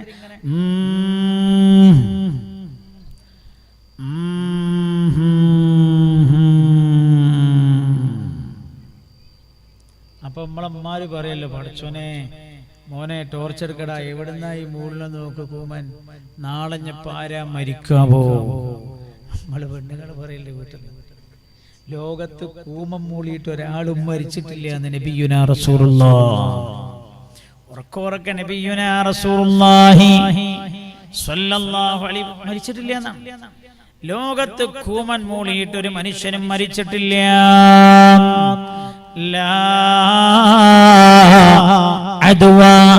പകർച്ചവ്യാധിയില്ല. പകർച്ചവ്യാധിയില്ല. കേൾക്കണം. പകർച്ചവ്യാധി നിങ്ങൾ എന്നെ പിടിച്ചോണ്ടോ? മെമ്പറാണേ. പകർച്ചവ്യാധി ഇല്ലേ ഇല്ല. എന്താണ് പൊട്ട മുസ്ലിയാരെ നിങ്ങളെ പറഞ്ഞത്? 2 കൊല്ലം ലോകം കൊറോണയിൽ കടന്നു. കൊറോണയിൽ കടന്ന് പ്രയാസപ്പെട്ട അനുഭവം കഴിഞ്ഞിട്ടാണോ നിങ്ങൾ പറയുന്നത്? ഞാനല്ല, അല്ലാഹുവിന്റെ ഹബീബ് പറയാ, ലാ അദ്വാ, ഒരു രോഗവും തനിയെ പകരൂല്ല അല്ലാഹുവിന്റെ ഖദാ ഇല്ലാതെ എന്ന് നബിയുനാ റസൂലുള്ളാഹ്. നബിയുനാ റസൂലുള്ളാഹ് അത് പറഞ്ഞ അല്ലാഹുവിന്റെ ഹബീബ് തന്നെ പറഞ്ഞിട്ടുണ്ട്, ഒരു നാട്ടിൽ മാരകമായ രോഗം പടർന്നു പിടിച്ചാൽ ആ നാട്ടിലുള്ളവർ പുറത്തു പോവുകയോ പുറത്തുള്ളവർ അകത്തേക്ക് വരികയോ ചെയ്യരുത്. നിങ്ങൾ എന്റെ കൂടെ വന്നാ ഞാൻ കാണിച്ചുതരാം. മട്ടന്നൂരിനടുത്ത് ശിവപുരത്തൊരു പെണ്ണുങ്ങളെ, ആ പെണ്ണുങ്ങളുടെ ഭർത്താവ് കൊറോണ പിടിപെട്ട് മരിച്ചു. നല്ല രൂക്ഷമായി കൊറോണ. ആ സമയത്ത് മുഴുവനും ഈ ഭർത്താവിനെ പരിചരിച്ചത് ഈ പെണ്ണുങ്ങളാണ്. ഈ സ്ത്രീയാണ്. ആദ്യം കണ്ണൂർ മിംസിൽ കൊണ്ടുപോയി അഡ്മിറ്റ് ആക്കി. അദ്ദേഹത്തിന് ചലിക്കാൻ പോലും കഴിയാത്ത അവസ്ഥയായി. ബാത്റൂമിലേക്ക് എടുത്തുകൊണ്ടുപോയത് ഈ പെണ്ണുങ്ങളെ. കവറിട്ടിട്ടും മറ്റതിട്ടിട്ടൊന്നല്ല കൈക്ക്. ഈ പെണ്ണ് പറയാൻ, എന്റെ ഭർത്താവല്ല ഉസ്താദേ, മരിക്കുകയാണെങ്കിൽ ഞാൻ ഓരോ കൂടെ മരിച്ചോട്ടെ എന്ന് ഞാനും വിചാരിച്ചു. അങ്ങനെ കണ്ണൂർ മിംസ് ഈ പെണ്ണുങ്ങളെ പരിശോധിച്ചു നോക്കി, നെഗറ്റീവ്. അവിടെ നിന്ന് ഇയാളുടെ അസുഖം മാറാത്തത് കൊണ്ട് കോഴിക്കോട് മിംസിലേക്ക് മാറ്റി. അവിടെയും പരിചരിച്ചത് ഈ സഹോദരി തന്നെ. കോഴിക്കോട് മിംസിലും ഈ പെണ്ണുങ്ങളെ പരിശോധിച്ചു നോക്കി, നെഗറ്റീവ്. അയാൾ മരണപ്പെട്ടു പോയി. അയാൾ മരിച്ചിട്ട് ഈ പെണ്ണുങ്ങളുടെ വീട്ടിലേക്ക് കയറ്റുന്നതിന് മുമ്പ് പരിശോധിച്ചു നോക്കി, നെഗറ്റീവ്. ഞാൻ അനുഭവസ്ഥനാ. ഞാൻ കഴിഞ്ഞ നവംബറിൽ, അതിന്റെ 9 നവംബറിൽ ആക്കോട് ഇസ്ലാമിക് സെന്ററിൽ 3 യതീമായ കുട്ടികളുടെ വിവാഹം കഴിഞ്ഞിട്ടാണ് ഞാൻ ഖത്തറിലേക്ക് പോകുന്നത്. 16-ാം തീയതി വിവാഹം, 18-ാം തീയതി എന്റെ യാത്ര. 17-ാം തീയതി ഒരാൾ വിളിച്ചിട്ട് എന്നോട് ചോദിക്കുക, നിങ്ങൾ ഖത്തർക്ക് പോയോന്ന് ചോദിച്ചു. തലേ ദിവസം ഈ കുട്ടികളുടെ കല്യാണത്തിൽ പങ്കെടുത്ത ആളാണ്. ഖത്തർക്ക് പോയോ? ഞാൻ പറഞ്ഞില്ല, നാളെയാണ് പോവാ. അപ്പൊ എന്നോട് എന്നാ ഒന്ന് ശ്രദ്ധിക്കണം. ഞാൻ ചോദിച്ചാൽ എന്തേ? എന്നോട് പറഞ്ഞു, എനിക്ക് ഇന്നലെ വരുമ്പോ പനി ഉണ്ടായിരുന്നു, പിന്നെ ഇന്ന് പരിശോധിച്ച് നോക്കുമ്പോൾ റിസൾട്ട് വന്നത് പോസിറ്റീവാണ്, കൊറോണയാണ്, നിങ്ങളൊന്ന് ശ്രദ്ധിക്കണം. അയാൾ എന്നോട് ശ്രദ്ധിക്കണമെന്ന് പറയാൻ കാരണം എന്താ അറിയാം? അയാൾ മംഗളത്തിന് വന്നപ്പോൾ ഞങ്ങൾ രണ്ടാളും നല്ലോണം ആലിംഗനം ചെയ്തതാണ്. സംഗതിക്ക് പേടിയായി പറയാലോ, നമ്മളിങ്ങനെ സംഗതി അങ്ങനെയല്ലോ.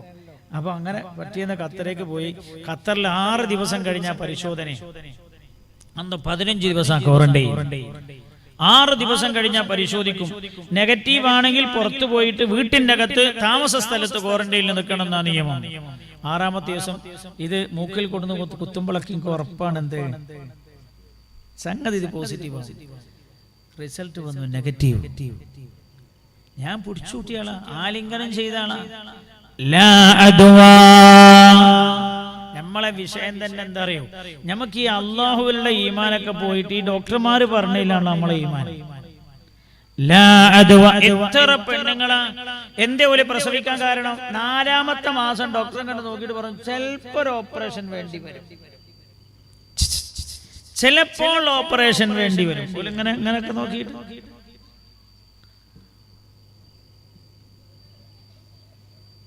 ചിലപ്പോ ഓപ്പറേഷൻ വേണ്ടി വരും. പിന്നെ ഇവളുടെ മനസ്സിൽ എന്താ അറിയോ? Operation operation operation operation operation. അപ്പൊ ഓപ്പറേഷൻ തന്നെ ആവുള്ളൂ.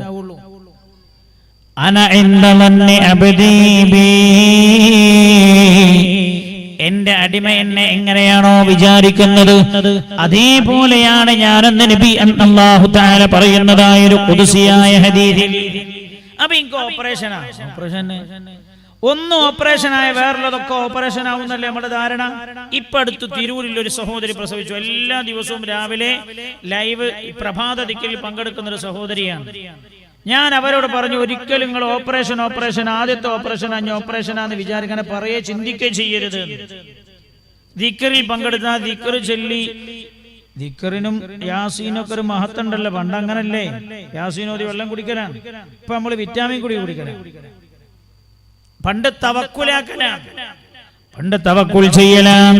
ഇപ്പൊ അങ്ങനല്ല, ഇപ്പൊ TV കണ്ടിരിക്കലാണ്. പണ്ട് നഫീസത്തുമാരെ ചെല്ലലാണ്, ഇപ്പൊ സിനിമയും സീരിയലും കാണലാണ്. അതാണ് വ്യത്യാസം. അപ്പൊ ഏതായാലും ഈ പെണ്ണ് അത്ഭുതകരമായി പ്രസവിച്ചു, സുഖപ്രസവം. ആദ്യത്തേത് ഡേഞ്ചറായ രീതിയിൽ ഓപ്പറേഷൻ, രണ്ടാമത്തേത് സുഖപ്രസവം. ഞാൻ എന്താ പറഞ്ഞത്, എന്തിനു പറഞ്ഞതാ? നമ്മുടെ മനസ്സാണ് ഇതിൽ പ്രധാനം. ലാ അദ്വാ, പകർച്ചവ്യാധിയില്ല.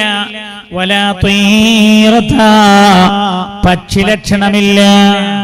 വലാ ഹാമത, വീട്ടിൽ നിന്ന് ഇങ്ങനെ ഇറങ്ങുക, ഒരു കറുത്ത പൂച്ച ഒരൊറ്റ ഓട്ടം. ഓ, ഇന്നത്തെ ദിവസമൊക്കെ മുസീബത്ത. അപ്പൊ ഈ കറുത്ത പൂച്ചൊക്കെ ഓടണ്ടേ? കറുത്ത പൂച്ചകളെ ഇറങ്ങാൻ കാത്തുന്നതല്ല ഓടാൻ. ആ കറുത്ത പൂച്ചനെ വേറെ പൂച്ച പറിച്ചപ്പോ ഓടിയതാണ്. അത് അവിചാരിതമായി ഇങ്ങടെ ഇറങ്ങണ സമയത്തായി പോയി എന്നുള്ളതാണ്. അതുകൊണ്ട് ഇനി എന്റെ എല്ലാ ദിവസവും നാശാണെന്നോ? ലാ അദ്വാ വലാ തീറത വലാ ഹാമത വലാ സഫറാ വലാ ഹാമത, കൂമൻ ലക്ഷണമില്ല. കൂമൻ മൂളിയാൽ ആള് മരിക്കുമെന്ന് പറയുന്നത് ശുദ്ധ അസംബന്ധമാണ്. അതുകൊണ്ട് എന്റെ അമ്മമാരോടൊക്കെ ഞാൻ പറയാം, താത്താരോടൊക്കെ, നീ കൂമൻ മൂളിനിട്ട് ഞങ്ങൾ പറയണം, മൂളടാ, നല്ല മൂള് എന്ന് പറയണം. ഒരാളും മരിക്കൂല. ഈ കൂമനെയാണ് അത്രേ ദൈവം കണ്ടത്. കൂമനെ കണ്ടപ്പോ ദൈവം ഈ വിഷയം പറഞ്ഞു, അല്ല കൂമ, ഞാനൊരു സൃഷ്ടി ഉണ്ടാക്കി, നീ കുറച്ച് ആയുസ് തരൂ ഇതിന്. പാവം കുതിരയും കഴുതയും നായക്ക് എന്നെ സഹായിച്ചു. അപ്പൊ കൂമൻ ചോദിച്ചു, ഓലക്ക് എത്ര തന്നെന്ന് വെച്ചു. അപ്പൊ ദൈവം പറഞ്ഞു, കുതിര 30, കഴുത 30, നായ് 20, കുരങ്ങ് 10. അപ്പൊ കൂമന് നല്ലൊരു മനുഷ്യനാണ്, നല്ല മനുഷ്യൻ തന്നെ, നല്ലൊരു സൃഷ്ടിയാണ്. അപ്പൊ കൂമന് തോന്നി, എന്നാ പിന്നെ കുതിരയും കഴുതയും കൊടുത്തത്ര കൊടുക്കാം. മൂപ്പര് പറഞ്ഞു, ഞാനും തരാം ഒരു 30. ഇപ്പൊ എത്രയായി? 90 + 30 സമം, അത് തെറ്റിപ്പോയോ? 120. അതിന്റെ അർത്ഥം എന്താ അറിയോ? ഓൾക്ക് ഉറക്കം ബാധിച്ചു തുടങ്ങിയിട്ടുണ്ട്, കൂട്ടിന് തെറ്റാൻ തുടങ്ങിയിട്ടുണ്ട്. ദീർഘമായി സംസാരിക്കുന്നില്ല. 120 വയസ്സ് ദൈവത്തിന് തോന്നി മതി. കാരണം ഈ 120 കിട്ടാൻ തന്നെ ഇടങ്ങാറാണ്. എന്താണിത്? സത്യത്തിൽ മനുഷ്യന് ആയുസ് കൊടുത്തത് കുതിരയും കൈതയും പട്ടായും അതേപോലെ കൂമനും കുരങ്ങുമൊക്കെയാണെന്ന് പറഞ്ഞാൽ ഇതിന്റെ അർത്ഥം എന്താ? അതൊരു ചിത്രീകരണമാണ്. ആദ്യത്തെ 30 കുതിരയാണ് കൊടുത്തത് എന്ന് പറഞ്ഞാൽ മനുഷ്യന്റെ ആദ്യത്തെ 30 വയസ്സ് കുതിരയെ പോലെയാണ്. കുതിരന്റെ സ്വഭാവം എന്താ? പഴയ കാലത്ത് യുദ്ധത്തിൽ ഉപയോഗപ്പെടുത്താറുണ്ടായിരുന്നത് കുതിരയാണ്. കുതിര എന്ന് പറഞ്ഞാൽ എന്താ? നല്ല ശക്തിയുള്ള ജീവിയാണ്, നല്ല ശക്തിയുള്ള ജീവിയാണല്ലോ കുതിര. ഇപ്പൊ കുതിരയാണ് കൊടുത്തതെന്ന് പറഞ്ഞാൽ ആദ്യത്തെ 30 കുതിരയെ പോലെയാണ്. കുതിരയെ പോലെ എന്ന് പറഞ്ഞാൽ എന്തും വിചാരിച്ചതെന്തും സാധിച്ചെടുക്കാൻ കഴിയുന്ന കാലാണത്. അതല്ലേ നിങ്ങൾ കണ്ടിട്ടില്ലേ? ഈ 30 വയസ്സ് കല്യാണം കഴിക്കുന്നതിന് മുമ്പുള്ള പ്രായല്ലേ? അതുപോലെ ഒരു കാലം നമുക്ക് പിന്നെ കിട്ടാറില്ല. നിങ്ങൾ കണ്ടിട്ടില്ലേ? ഏത് പാർട്ടിക്ക് ഇൻകിലാബ് വിളിക്കുമ്പോഴും ആരാ അതിലുണ്ടാവുക? അതാ പാർട്ടിക്കാർ. ആരാ അതിലുണ്ടാവുക? മുപ്പരേതാ? പച്ച ചോപ്പോ അല്ലേ? ശങ്കരവർഗോ ഏതാ? പച്ചയാ? ആയിക്കോട്ടെ, അല്ലാഹു തആല ബർക്കത്ത് ചെയ്യട്ടെ. നിങ്ങൾ കണ്ടില്ലേ? ഏത് മാർച്ചിലും ചെറുപ്പക്കാരല്ലേ? എന്താ? ഇൻക്വിലാബ് ജിന്ദാബാദ്, ഇൻക്വിലാബ് ജിന്ദാബാദ്. രക്തം വേണോ രക്തം നൽകാം, രക്തം വേണോ രക്തം നൽകാം, ജീവൻ വേണോ ജീവൻ നൽകാം. എന്താ? എന്നാ കല്യാണം കഴിച്ച ഒരുത്തനാന്ന് വിചാരിക്കാം, ഓനെ ഇതിനൊന്നും കിട്ടൂലപ്പോ. ഇനി ഒരുത്തന് ജന്തയുടെ പണ്ട് പാർട്ടിയൊക്കെ ഉണ്ടാക്കി, പാർട്ടിയിൽ നല്ല പ്രവർത്തകനൊക്കെ അല്ല, എന്താ പന്നെ കാണാത്തെന്നൊക്കെ ചോദിച്ചാൽ ചിലപ്പം വന്നു തരും, ഇത് വെറുപ്പിക്കണ്ടെന്ന് എഴുതിയിട്ട്. പക്ഷെ അവൻ ഇൻക്വിലാബ് വിളിക്കുമ്പോ ഇൻക്വിലാബ് ജിന്ദാബാദ്, രക്തം വേണോ രക്തം നൽകാം, മറ്റവൻ വിളിച്ചു കൊടുക്കും. അപ്പം വിളിക്കില്ല. എന്റെ ഓനറിയാം, എന്റെ രക്തമായിട്ട് കൊടുത്താൽ എന്റെ ഓൾ ഒറ്റപ്പെട്ടു പോകും. ജീവൻ വേണോ ജീവൻ നൽകാം. എന്താ ഓനറിയാ? എന്റെ ജീവനായിട്ട് പോയാൽ എന്റെ കുട്ടികളെ പള്ള നടക്കാൻ ആരും ഉണ്ടാവില്ല എന്ന് മൂപ്പർക്കറിയാം. എന്ന് പറഞ്ഞാൽ 30 വയസ്സിന്റെ ചുവടെയുള്ള ആ കാലം എന്തിനും തയ്യാറാകുന്ന കാലമാണ്. മേലോട്ട് നോക്കിയാൽ ആകാശം, താഴേക്ക് നോക്കിയാൽ ഭൂമി. അത്ര ശക്തിയും ആരോഗ്യമുള്ളൊരു പ്രായം വേറെ ഇല്ലല്ലോ. മഹാനായ നബിയുനാ റസൂലുള്ളാഹി നബിയുനാ മുഹമ്മദ് മുസ്തഫ സല്ലല്ലാഹു അലൈഹി വസല്ലം ഈ സദസ്സിൽ ഒരുപാട് ചെറുപ്പക്കാരില്ലേ, ചെറുപ്പക്കാരികളില്ലേ, കല്യാണം കഴിക്കുന്നതിന് മുമ്പുള്ള പ്രായമില്ലേ? പെങ്ങളെ, എന്റെ പ്രിയമുള്ള കൊച്ചു സഹോദരാ, അതേപോലെ ഒരു സമയം ഇനി ജീവിതത്തിൽ നിങ്ങൾക്ക് കിട്ടൂല. അത് നശിപ്പിച്ചു കളയല്ലേ എന്റെ സഹോദര, നശിപ്പിച്ചു കളയല്ലേ. ആ പ്രായമുള്ളല്ലോ 24ാമത്തെ വയസ്സിൽ നിങ്ങൾക്കുള്ള സൗകര്യം നിങ്ങൾക്ക് ഒരിക്കലും 36ാം വയസ്സിൽ കിട്ടൂല. 24ാമത്തെ വയസ്സിൽ എന്താ? കല്യാണം കഴിച്ചിട്ടില്ല, നല്ല ആരോഗ്യ, ആരോടും ബാധ്യതയില്ല, വല്ല ചിന്ത ഉണ്ടോ? ഒരു ചിന്തയുമില്ല, നല്ല ഫ്രീ ടൈം. റസൂലുള്ള പറഞ്ഞതെന്താ? നിഅമതാനി, 2 അനുഗ്രഹങ്ങൾ, മഖബൂലൻ ഫീഹിമാ കതീറും മിനന്നാസ്. ആ 2 അനുഗ്രഹങ്ങളിൽ അധിക ആളുകളും വഞ്ചിതരാ. അസ്സിഖത്തു വൽ ഫറാ, ഒന്ന് ആരോഗ്യമാണ്, മറ്റൊന്ന് ഒഴിവ് സമയമാണെന്ന് റസൂലുള്ളാഹി. നബിയുനാ റസൂലുള്ളാഹ് 24ാമത്തെ വയസ്സിൽ കാലിന്റെ ആരോഗ്യം. 60ാമത്തെ വയസ്സിൽ ഉണ്ടാവും അഹമ്മദാജി? ഉണ്ടോ? ഇല്ല. ഞാനിതാ എന്റെ ചെറുപ്പക്കാരോട്, എന്റെ മുമ്പിലിരിക്കുന്ന വന്യവയോധികരായ പ്രായമുള്ള ആളുകളെ കാണിച്ച് അവരാ പറഞ്ഞത്, ഞാനല്ല ചോദിക്ക. നിങ്ങൾ 26-ാമത്തെ വയസ്സിന് നിങ്ങളുടെ കണ്ണിന്റെ മൂർച്ച ഒരിക്കലും 60-ാമത്തെ വയസ്സിലുണ്ടാവൂല. അതുകൊണ്ട് 24-ാമത്തെ വയസ്സിൽ പെങ്ങളെ, 18-ാമത്തെ വയസ്സിൽ കണ്ണിന് നല്ല കാഴ്ചയുള്ള സമയം. ആ സമയം മുഴുവൻ നമ്മൾ ഇങ്ങനെ വേണ്ടാത്തത് കണ്ട് കണ്ണിന് ആരോഗ്യമുള്ള എല്ലാ സമയവും നമ്മൾ ഹറാമ കണ്ടു തീർത്തതാ. കണ്ണിന്റെ കാഴ്ച അങ്ങനെ പോയിട്ടാവും ദ്വാരക്കണത്. പഠിച്ചോനെ, ഖുർആൻ ഒരു വട്ടം ഓതിയില്ലല്ലോ റബ്ബേ. കണ്ണിന്റെ കാഴ്ചയൊന്ന് പ്രിയമുള്ളവരെ, പരിശുദ്ധ ഉംറ നിർവഹിക്കാനായി മക്കയിൽ പോയതാണ്. മക്കയിൽ ഉംറ നിർവഹിക്കാൻ ആളുകൾ കൂടെയുണ്ട്. തവാഫ് കഴിഞ്ഞിട്ട് ദുആക്ക് വേണ്ടി നിൽക്കുമ്പോഴാണ് കൂട്ടത്തിൽ ഒരാൾ പറയുന്നത്, ഉസ്താദേ, എന്റെ അയൽവാസിയുണ്ട്, 2 കണ്ണും നഷ്ടപ്പെട്ടു പോയ ആളാ, കാഴ്ച നഷ്ടപ്പെട്ടു പോയ ആളാ, അദ്ദേഹത്തിനൊന്ന് ദുആ ചെയ്യണമെന്ന്. ഉംറയൊക്കെ കഴിഞ്ഞ് റൂമിലെത്തിയപ്പോഴാ ഇയാൾ എന്നോട് പറയുന്നത്, അയാളുടെ അയൽവാസിയായ സഹോദരി ഇയാൾ ഉംറക്ക് വരുമ്പോ ഭർത്താവിന് വേണ്ടി ദുആ ചെയ്യാൻ വേണ്ടി ഏൽപ്പിച്ചതാണ് അയാളെ. എന്താ വിഷയം എന്നറിയോ? ഇയാള് ദുബായിൽ ജോലി ചെയ്തിരുന്ന ആളാ. ഒരു കമ്പനിയിലായിരുന്നു ജോലി. എല്ലാ മാസവും 2 ലക്ഷം ഇന്ത്യയുടെ 2 ലക്ഷം ഉറുപ്പികയാണ് ഇയാളുടെ ശമ്പളം. ദുബായിലാണ് ഇയാളുടെ ജോലി. നല്ല ആരോഗ്യ ദൃഢഗാത്രനാ.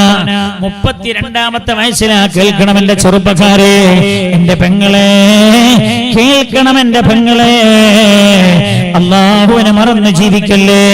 32-ാമത്തെ വയസ്സിലായി ചെറുപ്പക്കാരന് 2 കിഡ്നിക്ക് ചെറിയ തകരാറ് വരികയാ. കമ്പനിക്ക് ഇയാൾ പ്രധാനപ്പെട്ട ആളാ. എന്താ? കമ്പനിക്ക് വലിയ ലാഭം ഉണ്ടാക്കി കൊടുക്കും ഇയാള്. അതുകൊണ്ട് കമ്പനിക്ക് ഇയാളോട് വലിയ എല്ലാ സൗകര്യവും ഇയാൾക്ക് ചെയ്തു കൊടുത്തിട്ടുണ്ട്. 32-ാമത്തെ വയസ്സിൽ ഇയാൾക്ക് കിഡ്നിക്ക് ചെറിയ തകരാറ് വന്നപ്പോ കമ്പനി അയാളെ നാട്ടിലേക്ക് അയച്ചു. ഫുള്ള് ചെലവും കമ്പനി അടുത്തതിനാ ചികിത്സിച്ചു വരാൻ. അയാൾ ചികിത്സിച്ച് സുഖപ്പെട്ട് തിരിച്ച് ദുബായിലേക്ക് തന്നെ പോയി. വീണ്ടും അയാൾ ജോലിയിൽ കയറി. പെട്ടെന്ന് ഒരു സുപ്രഭാതത്തിൽ എന്റെ കണ്ണിന്റെ കാഴ്ചയും നഷ്ടപ്പെട്ടു പോകുന്നത്. വയസ്സെത്രയാണെന്നറിയോ? 32 പ്രായം. എന്റെ കണ്ണിന്റെയും കാഴ്ച അങ്ങ് നഷ്ടപ്പെട്ടു പോവുകയാ. എന്നിട്ട് ഇയാൾ പറയാണ്, ഇയാളുടെ ഭാര്യ ഈ സുഹൃത്തിനോട് എന്നോട് ദുആ ചെയ്യാൻ വേണ്ടി പറഞ്ഞ സുഹൃത്തിനോട് ഇയാളുടെ ഭാര്യ പറയാണത്രേ, ഭർത്താവ് എല്ലാ ദിവസവും തഹജ്ജുദിന്റെ സമയത്ത് എഴുന്നേൽക്കുമത്രേ. ഇപ്പൊ 2 കണ്ണിയും നഷ്ടപ്പെട്ടു. 2 കണ്ണിന്റെയും കാഴ്ച പോയി. തഹജ്ജുദിന്റെ സമയത്ത് എഴുന്നേൽക്ക് എങ്ങനെ അറിയോ? എഴുന്നേറ്റിട്ട് ആരെയും ശല്യപ്പെടുത്താതെ റൂമിലെ ചുമരലുകൾ ഇങ്ങനെ തപ്പി പിടിച്ചു പോയിട്ട് വുദു എടുത്ത് വരും, ബാത്റൂമിൽ പോയി.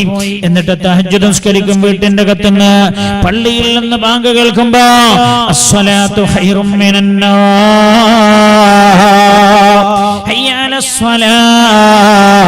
ഈ പള്ളിയിൽ നിന്ന് സുബഹിയുടെ ബാങ്കിന്റെ ഈ വിളി കേൾക്കുന്ന സമയത്ത് കരഞ്ഞുകൊണ്ട് പറയുമത്രേ, അല്ലാഹ്, എന്റെ കണ്ണിനൊരൽപ്പം കാഴ്ചതാ റബ്ബേ.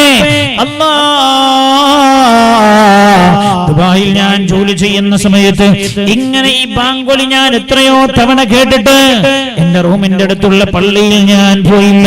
ഞാൻ ചെയ്തത് അപരാധമാണ് റബ്ബേ. റബ്ബന, അതുകൊണ്ട് എന്റെ കണ്ണിന്റെ കാഴ്ച ഒരു ചെറിയ കാഴ്ച റബ്ബേ.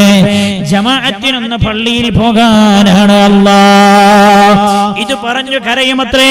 വീട്ടിന്റെ അകത്ത് വെച്ച് തന്നെ സുബഹി നിസ്കരിച്ചു കഴിഞ്ഞാൽ ഭാര്യയോട് പറയുമത്രേ, മുസ്ഹഫ് എന്നെടുത്തതാ, ഖുർആൻ എന്നെടുത്തതാ. ഭാര്യ ഖുർആൻ എടുത്തു കൊടുത്താൽ ഖുർആൻ തന്റെ ചുണ്ടിനോട് ചേർത്ത് വെച്ച്, മുഖത്തോട് ചേർത്ത് വെച്ച് പരിശുദ്ധ ഖുർആൻ തുരുതുരാ ചുംബനമർപ്പിച്ച് ഖുർആൻ തന്നെ നെഞ്ചോട് ചേർത്ത് വിളിച്ചിട്ട് പൊട്ടിക്കരഞ്ഞുകൊണ്ട് പറയുമത്രേ, അല്ലാഹ്, 32 വയസ്സിനിടക്ക് ഞാൻ 100 കണക്കിന് സിനിമ കണ്ട് തീർത്തു റബ്ബേ. നീ തന്ന കണ്ണിന്റെ കാഴ്ച കൊണ്ട് ഒരൊറ്റ തവണ പോലും എനിക്ക് ഖുർആൻ ഓതാൻ പറ്റിയില്ല. ഞാനത് ചെയ്തില്ല. അല്ലാഹുവേ, നാളെ മഹ്ശറിൽ വന്നിട്ടടാ നീ ഞാൻ തന്ന കണ്ണുകൊണ്ട് എന്ത് ചെയ്തെന്ന് ചോദിക്കുമ്പോ ഞാൻ എന്ത് മറുപടി പറയാനാ റബ്ബേ? അതുകൊണ്ട് ഒരു ചെറിയ കാഴ്ചതാ എനിക്ക് ജോലി ചെയ്യണ്ട ഇനി എനിക്ക് അല്ലാ ഞാൻ ഖുർആൻ എടുക്കുമ്പോൾ എനിക്ക് എന്റെ കണ്ണിന്റെ കാഴ്ച കിട്ടുക ഖുർആൻ ഓതിക്കഴിഞ്ഞാൽ നീ എന്റെ കാഴ്ച തിരിച്ചെടുക്കുകയും ചെയ്തു റബ്ബേ ഇത് പറഞ്ഞിട്ട് ഇയാൾ കരയുമത്രേ പ്രിയമുള്ള ഉമ്മ ഉപ്പ ഇക്ക ഇത്ത നഷ്ടപ്പെട്ട കണ്ണിന്റെ കാഴ്ച എവിടുന്ന് തിരിച്ചു കിട്ടാനാ 30 വയസ്സിന്റെ താഴെയുള്ള കാലല്ലേ തിരിച്ചു വരൂല അതൊരു വല്ലാത്ത കാലാണ് ആ കാലത്തിന്റെ പ്രത്യേകത എന്തെന്ന് തിരിയണോ അതിന് ശേഷമുള്ള കാലത്തിന്റെ അവസ്ഥ എന്താന്ന് മനസ്സിലാക്കിയാൽ മതി എന്റെ ശേഷമുള്ള കാലം നമ്മൾ നേരത്തെ പറഞ്ഞ ആ കാലത്തിന്റെ പ്രത്യേകത എന്താന്ന് കൃത്യമായി മനസ്സിലാവും അതുകൊണ്ട് ചില കുട്ടികളൊക്കെ ചോദിക്കുന്നുണ്ട് തലയിൽ തട്ടിട്ടില്ലെങ്കിൽ ഇപ്പൊ എന്താ താറ ചില കുട്ടികൾ ചോദിക്കണ്ട എന്താ ഇപ്പൊ ജീൻസും കുപ്പായും ആൺകുട്ടികളെ മാതിരി പെട്ടാൽ എന്താ തകരാറ് ചോദിക്കണേന് തകരാറൊന്നുമില്ല അല്ലാഹു തആല പറഞ്ഞ ചില നിയമവ്യവസ്ഥകളാ റബ്ബനെ അനുസരണ ഉള്ളവരിൽ ഞങ്ങളെ നീ ഉൾപ്പെടുത്തണേ റബ്ബേ ഞാൻ എന്നോട് പറയും ഈ 22ാമത്തെ വയസ്സിൽ കാലിലുള്ള ഒരു സ്വാധീനം ഉണ്ടല്ലോ ഒരിക്കലും 62ാമത്തെ വയസ്സിൽ ഉണ്ടാവൂലേ അതുകൊണ്ട് 22ാമത്തെ വയസ്സിൽ തഹജ്ജുദ് നിസ്കരിക്കാൻ വിചാരിക്കുന്നത് പോലെ നിങ്ങൾക്ക് 62ാമത്തെ വയസ്സിൽ തഹജ്ജുദ് നിസ്കരിക്കാൻ കഴിയില്ല 60 ആവട്ടെ നന്നാവാം ശരിയാ നന്നാവാന്ന് തീരുമാനിച്ച അന്ന് രാത്രി തഹജ്ജുദ് നിസ്കരിക്കാൻ വേണ്ടി ടൈമീസ് ഒക്കെ തിരിച്ചു വെച്ചാ മൂപ്പര് സമയത്ത് അടിക്കുമല്ലോ അല്ലേ സമയത്തടിക്കും ചില ആളുകളുടെ അടിച്ചാൽ പിന്നൊന്ന് ഓഫാക്കിയിട്ട് പിന്നെ ഒന്ന് നടക്കും ടൈം പീസ് സമയത്തടിക്കും അടിച്ചു മൂപ്പര് എഴുന്നേറ്റ് നിസ്കരിക്കാൻ വേണ്ടി തഹജ്ജുദ് നിസ്കാരം തുടങ്ങാന്ന് കരുതി നീച്ചതാ തല കറങ്ങിയിട്ട് വീണു 62ാമത്തെ വയസ്സിൽ തഹജ്ജുദ് തുടങ്ങാന്ന് വിചാരിച്ചാലുള്ള അവസ്ഥ ഏതാ 22ാമത്തെ വയസ്സാണെങ്കിലോ ഓൻ എന്ത് വിചാരിച്ചാലും നടക്കും 5 ദിവസം ഉറങ്ങിയിട്ടെങ്കിലും തിരക്കിടില്ല പിന്നെ ഈ നല്ല ആരോഗ്യമുള്ള സമയമൊക്കെ ഓൻ കൊടുത്തത് ആർക്കാ മെസ്സിക്ക ഓന്റെ പണി എന്താ മെസ്സി ഗോൾ അടിക്കണമാതിരി എങ്ങനെ അടിക്ക ഇതാണ് ഓൻ എങ്ങനെ പരിശീലിക്കണം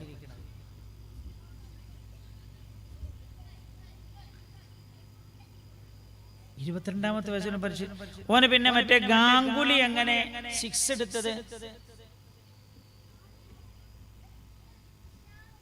അല്ലാഹു തആല നല്ല കാലം അങ്ങനെ കളി ഈ കാലം ഇങ്ങനെ നശിപ്പിക്കുക തന്നെ നിങ്ങൾ കണ്ടില്ലേ ഇവിടെ എവിടെങ്കിലും ഉണ്ടോ ടറഫ് ഉണ്ടോ ഇവിടെ മെമ്പർ ഇല്ലല്ലേ ആ മുസീബത്ത് ഈ നാട്ടിൽ വരാതിരിക്കട്ടെ ആ മുസീബത്ത് പഞ്ചായത്ത് കൊണ്ടുവരോ ആ മുസീബത്ത് അല്ലാഹു ഈ നാട്ടിൽ വരുത്താതിരിക്കട്ടെ വലിയ മുസീബത്താ എന്താ ഞാൻ പറഞ്ഞേ മഗ്രിബിന്റെ ശേഷമുള്ള നല്ല സമയം കളിച്ചു കളയാ ഇശാന്റെ ശേഷം ഞാൻ കണ്ടിട്ടുണ്ട് രാത്രി 12 മണിക്ക് 12 മണി സമയം എന്ന് പറഞ്ഞാൽ എന്താ പറയാ അർദ്ധരാത്രി 1-ാം ആകാശത്തിലേക്ക് അല്ലാഹു തആല ഇറങ്ങി വരുന്ന സമയമാണ് ഇറങ്ങി വരുന്ന അടിമയോട് പടച്ച റബ്ബ് അടുക്കണ സമയം എന്നിട്ട് അല്ലാഹു പറയും ഹൽ മിൻ മുസ്തഗ്ഫിരിൻ ഫഅഗ്ഫിറു ല എന്നോട് പൊറുക്കലിനെ ചോദിക്കുന്ന ആരെങ്കിലും ഉണ്ടോ ഞാൻ പൊറുത്തരാം ഹൽ മിൻ താഇബിൻ ഫഅതൂബു അലൈ എന്നോട് തൗബ ചെയ്യുന്ന ആരെങ്കിലും ഉണ്ടോ ഞാൻ അവരുടെ തൗബ സ്വീകരിക്കാം ആരെങ്കിലും എന്നോട് ദുആ ചെയ്യാൻ തയ്യാറുള്ളവരുടെ ദുആക്ക് ഞാൻ ഉത്തരം തരാം ഇത് അല്ലാഹ് പറയുന്ന സമയത്ത് നമ്മുടെ കുട്ടികളെ പണി എന്താ പറയുക ടറഫിന്റെ ഉള്ളിൽ നിന്ന്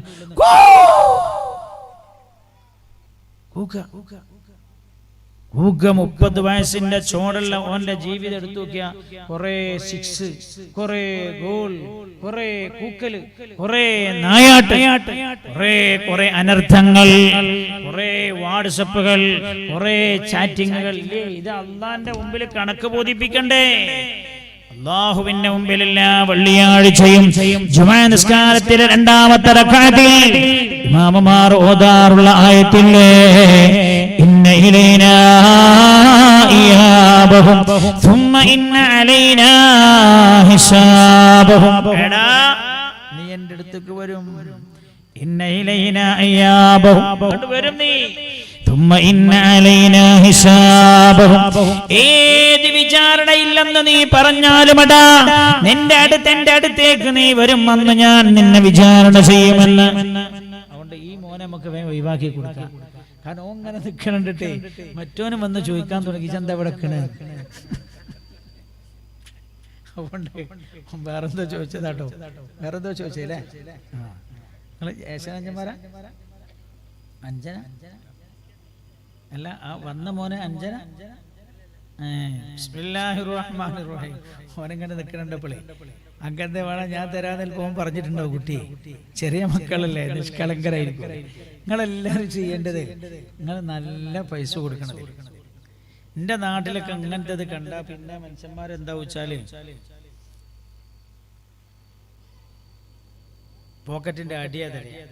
വേറെ ചായകൾ പേഴ്സ് ആണെങ്കിൽ തന്നെ പേഴ്സ് ഇങ്ങനെ തുറന്നിട്ട്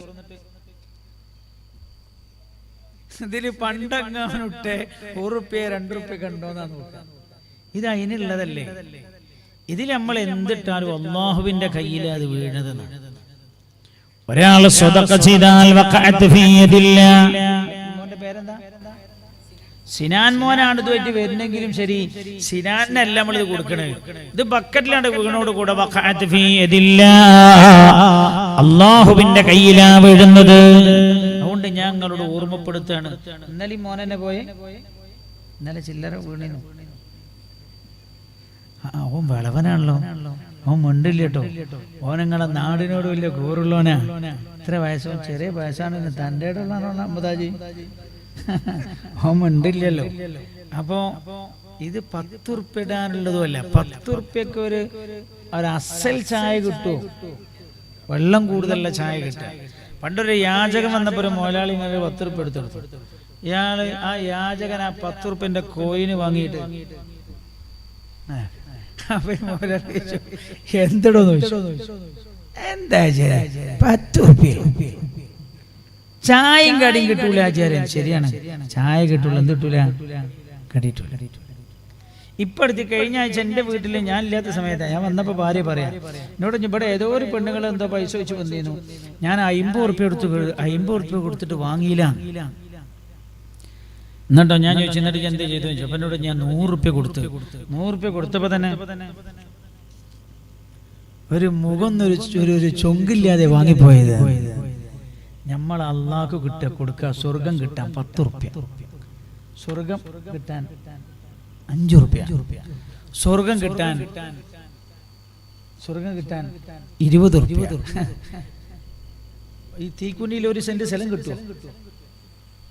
അവിടെ കിട്ടും. നിട്ടൂര് ₹20 20,000 കിട്ടുമോ? എന്നിട്ടല്ലേ അപ്പൊ നിങ്ങളെല്ലാരും അത്യാവശ്യം മാന്യമായ രീതിയിൽ എല്ലാവരും കൈകാര്യം ചെയ്യും. ഉമ്മമാർക്കൊക്കെ നല്ല സുഖം. എന്താണെങ്കിലും രഹസ്യമായി സ്വതക്ക ചെയ്യാൻ പറ്റുന്ന നല്ല അവസരം അത്. നിങ്ങളെ കയ്യിലെ മോതിരൊക്കെ ഊതിയിട്ട് ഇങ്ങനെ ഇട്ടാൽ അടുത്തുള്ള ആൾക്ക് തോന്നാ ഓള് ₹5 കോയിനാട്ട്.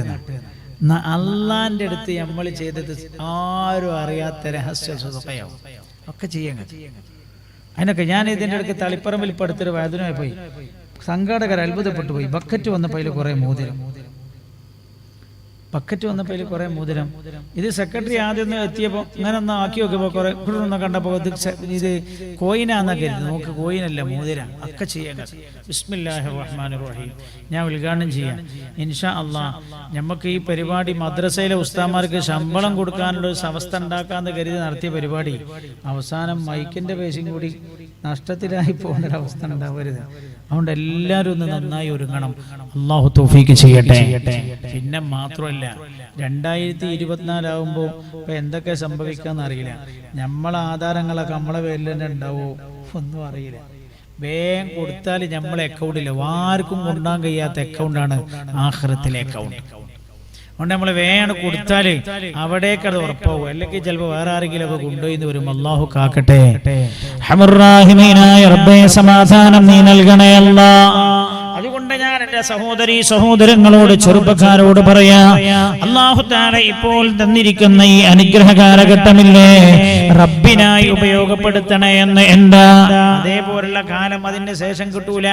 30 to 60 വരെ ആയുസ് കൊടുത്തതാരാ? നിങ്ങൾ മിണ്ടില്ല, നിങ്ങൾ മറന്ന്. 30 to 60 വരെ ആയുസ് കൊടുത്തതാരാ? കഴുതയാണ്. 30 to 60 വരെ കഴുത കൊടുത്തു എന്ന് എന്താ അർത്ഥം അറിയോ?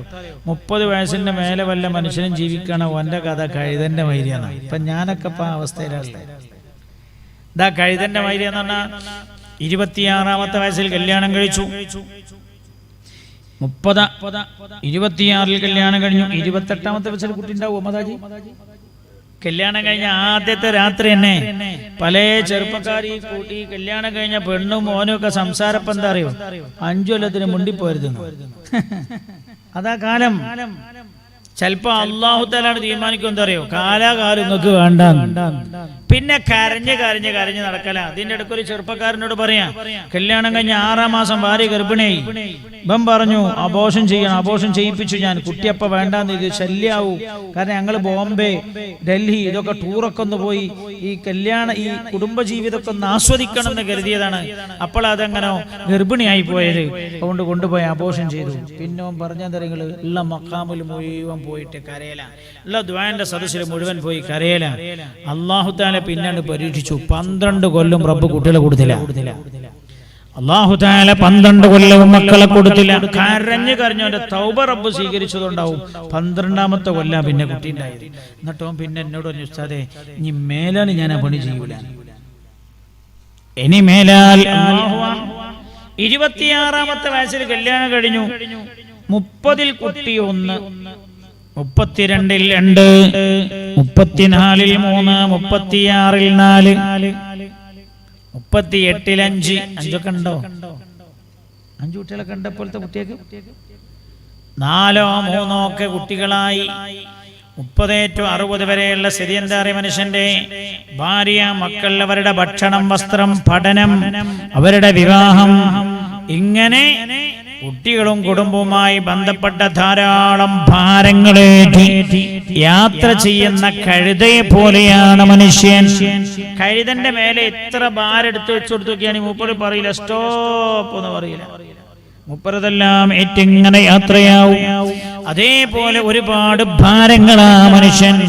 അതുകൊണ്ട് എന്റെ പ്രിയമുള്ളവരെ, 46ാമത്തെ വയസ്സിൽ, 52ാമത്തെ വയസ്സിൽ, 23ാമത്തെ വയസ്സിൽ നിസ്കരിക്കാൻ കഴിയുന്ന പോലെ ഖുശൂഓടെ 53ാമത്തെ വയസ്സിൽ നിസ്കരിക്കാൻ കഴിയില്ല. ഇവന് മഗ്രിബ് നിസ്കരിക്കാൻ വേണ്ടി കുറ്റ്യാടി പള്ളിയിൽ കയറിയതാ. കുറ്റ്യാടി പള്ളിയിൽ കയറി നിസ്കരിക്കാൻ വേണ്ടിയോ നിന്ന്, നിസ്കരിക്കാൻ വേണ്ടി അവനെങ്ങനെ നിന്ന് 2ാമത്തെ റക്അത്തായപ്പോഴാ അവന് ഓർമ്മയായത്, പഠിച്ചോനെ അമ്മദാജിനോട് എന്റെ മകളുടെ കല്യാണത്തിന് വാങ്ങിയ 2 ലക്ഷം റുപ്യ വായ്പ വാങ്ങിയത് കൊടുക്കാന്ന് പറഞ്ഞ ഡേറ്റ് ഇന്നല്ലേ. അമ്മദാജി സാധാരണ ഈ പള്ളിയിൽ നിസ്കരിക്കാണ്ടാവുമല്ലോ.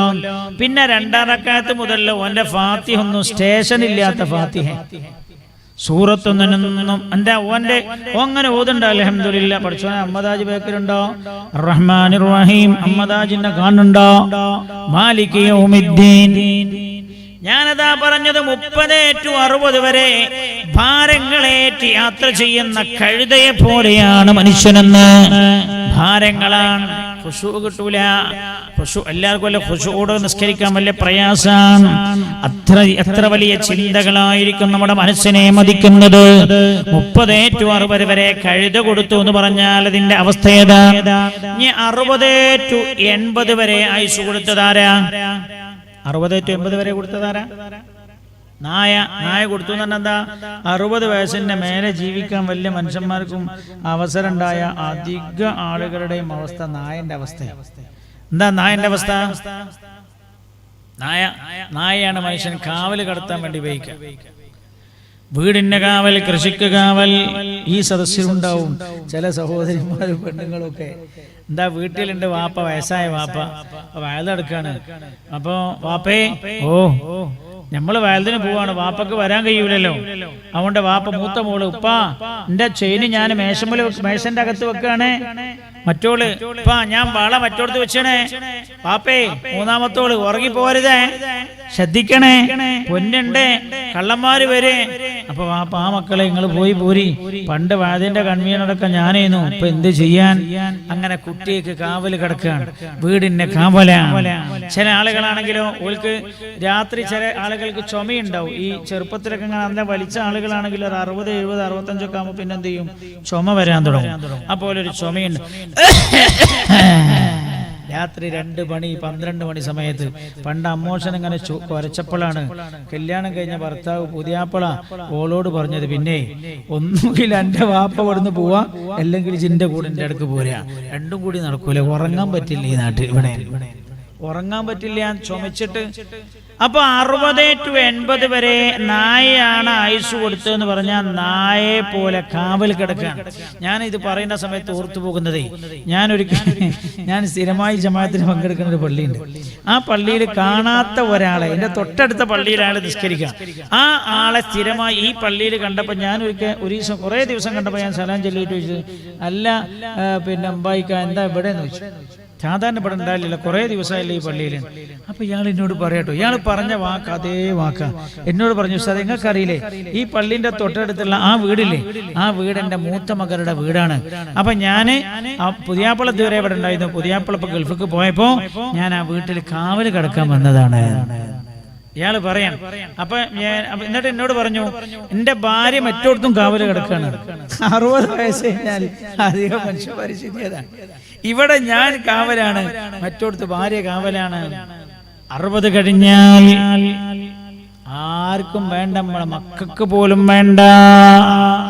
60 to 80 വരെ മനുഷ്യനായി കൊടുത്തത് നായയാണെന്ന് പറഞ്ഞാൽ അതിന്റെ അർത്ഥത 80 to 90 വരെ കൊടുത്തത് കുരങ്ങാന്ന് പറഞ്ഞാൽ മനുഷ്യന് പ്രായാധിക്യമാകുന്ന സമയത്ത് വരുന്ന ആഗ്രഹമുണ്ട്. എന്താണ് ആഗ്രഹം?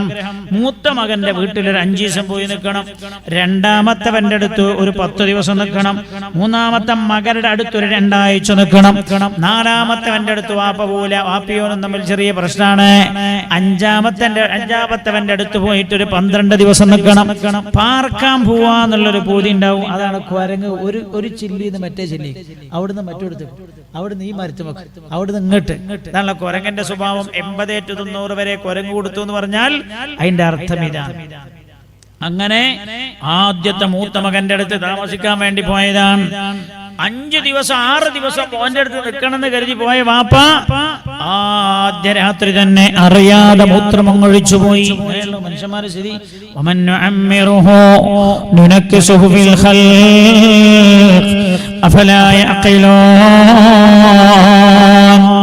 വല്ല മനുഷ്യനും നമ്മൾ സെട്ടിപ്പിൽ ദീർഘായുസ് കൊടുത്താൽ അവനെ നമ്മൾ സെട്ടിപ്പിൽ തലതിരിച്ചു കൊണ്ടുവരും. വല്ലാത്തൊരായത്താണ്. ഏതെങ്കിലും മനുഷ്യന് നമ്മൾ ദീർഘായുസ് കൊടുത്താൽ സെട്ടിപ്പിൽ ഞാൻ അവരെ തലതിരിക്കും എന്ന് പറഞ്ഞാൽ 80 വയസ്സായ ആരുടെ അവസ്ഥ? 3 വയസ്സായ കുട്ടിയെ പോലെ. 90 വയസ്സായ ആരുടെ അവസ്ഥ? 2 വയസ്സായ കുട്ടിയെ പോലെ. 100 വയസ്സായ ആരുടെ അവസ്ഥ? 1 വയസ്സായ കുട്ടിയെ പോലെ. 110 വയസ്സായ ആരുടെ അവസ്ഥ? 6 മാസം പ്രായമായ കുട്ടിയെ പോലെ. അപ്പൊ പിന്നെന്താ? വെള്ളം ഇങ്ങനെ ചുണ്ടിൽ ഇട്ടിച്ചു കൊടുക്കല, അങ്ങനല്ലേ? പാല് ഇങ്ങനെ സ്പൂൺ കൊണ്ട് കൊടുക്കലല്ലേ 6 മാസമായ കുട്ടിക്ക്? അതേപോലെ വെള്ളം ഇങ്ങനെ ചുണ്ടിൽ ഇട്ടിച്ചു കൊടുക്കാം. അതേപോലെ ചെറിയ മക്കൾ അറിയാതെ മൂത്രമൊഴിക്കും. 90 വയസ്സ് 100 വയസ്സ് 80 വയസ്സൊക്കെ ആയാൽ അറിയാതെ മൂത്രം പോകും. വാപ്പ വീട്ടിൽ ചെന്നിട്ട് ആ സന്തോഷത്തിൽ ചെന്ന് നിന്നതാ. മോന്റെ മുഖത്തിന് വലിയ തെളിച്ചൊന്നുമില്ല, കാരണം വീട്ടിന്റെ ഉള്ളിൽ നിന്ന് ഇങ്ങനെ കുത്താ. നിങ്ങളെ തന്തനെ നോക്കാനാ എന്റെ വാപ്പ അങ്ങ് കെട്ടിച്ചെന്ന് ഇങ്ങനെ ഒരു സുഖമൊന്നുമില്ല. പിന്നെ വാപ്പനോട് പോകുമ്പോ പറയാൻ പറ്റൂലല്ലോ. അങ്ങനെ മനമില്ല മനസ്സോടെ സ്വീകരിച്ചതാണ്. രാത്രി ഇയാളെ കടന്നുറങ്ങി പറയാതെ മൂത്രമൊഴിച്ചു പോയി. രാവിലെ എഴുന്നേറ്റപ്പോ വീട്ടിന്റെ അകത്ത് നിന്ന് ശബ്ദകോലാഹലം. ഓള് പറയാ, നിങ്ങളെ തന്തന്റെ മൂത്രം തീട്ടൊന്നും വൃത്തിയാക്കാനല്ല എന്റെ വാപ്പങ്ങൾക്ക് എന്നെ കല്യാണം ചെയ്തെന്ന്. ഇയാൾ വല്ലാതെ പ്രയാസത്തിലായി. ഇയാൾ വാപ്പനോട് പറയാ, വാപ്പേ തിരുവനന്തപുരത്തുനിന്ന് അർജന്റായി പോകാനുണ്ട്, അതുകൊണ്ട് വാപ്പ ഒന്ന് തൽക്കാലം കുഞ്ഞോന്റെ വീട്ടിൽ പോയി നിൽക്കണം, ഞാൻ പോയി വന്നിട്ട് വിളിക്കാം.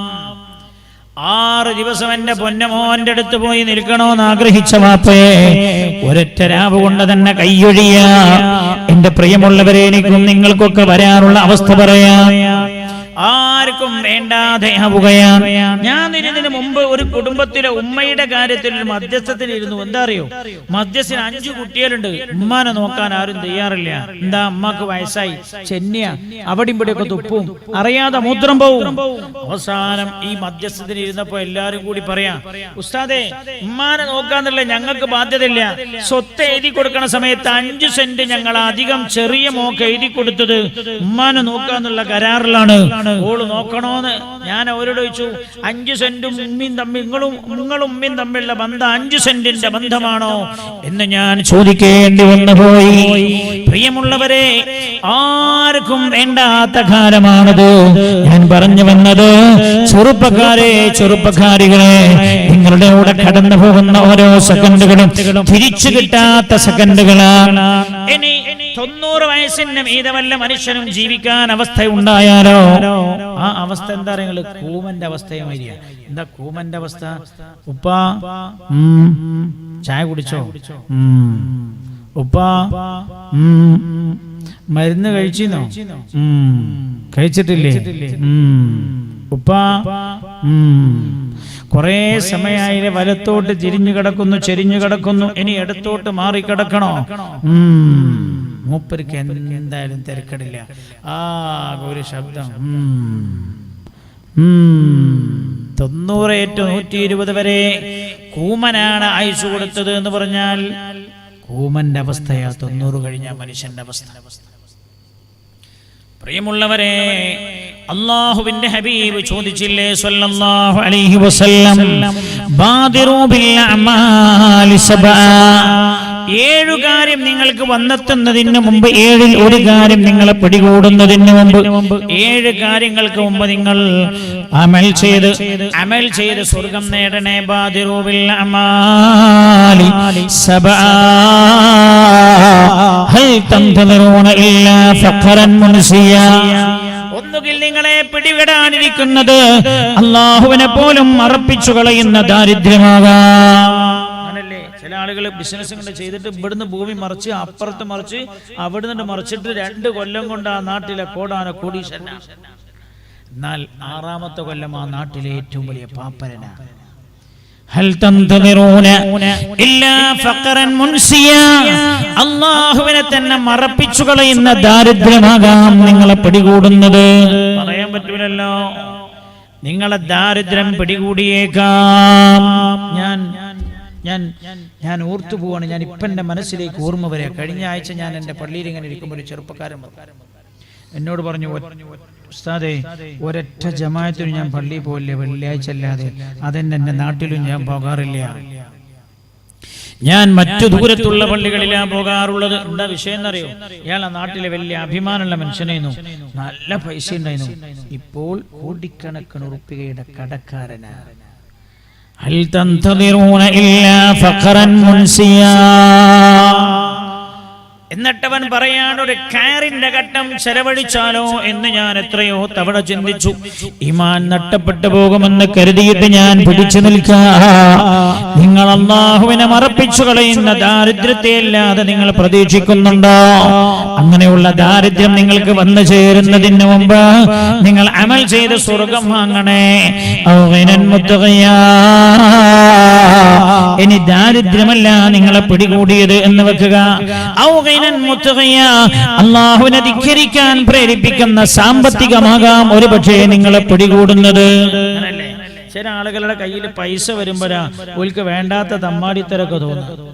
പൈസ കണ്ടുണ്ടാകുമ്പോൾ ഓൽക്ക് തോന്നും മോന്റെ കല്യാണത്തിന് റമ്മി ടോമിയെ വിളിച്ചാൽ തിരക്കടില്ല. പൈസ ഉണ്ടാകുമ്പോൾ അവന് തോന്നും കല്യാണത്തിന് എല്ലാം ബുഫേ ആയിട്ട് അല്ലേ, മീനൊക്കെ അങ്ങനെ തോണിയിൽ തന്നെ കൊടുന്ന് വെച്ചിട്ട്, ബോട്ടില് മീൻ ഇങ്ങനെ വെച്ചിട്ട്, പിന്നെ അതിന്റെ അടിയിൽ ഒരു ഹമീദ് ഖാന്റെ ചായക്കടി, അതിന്റെ അടുക്ക് ഒരു ഹമീദ് ഖാന്റെ ചായക്കട.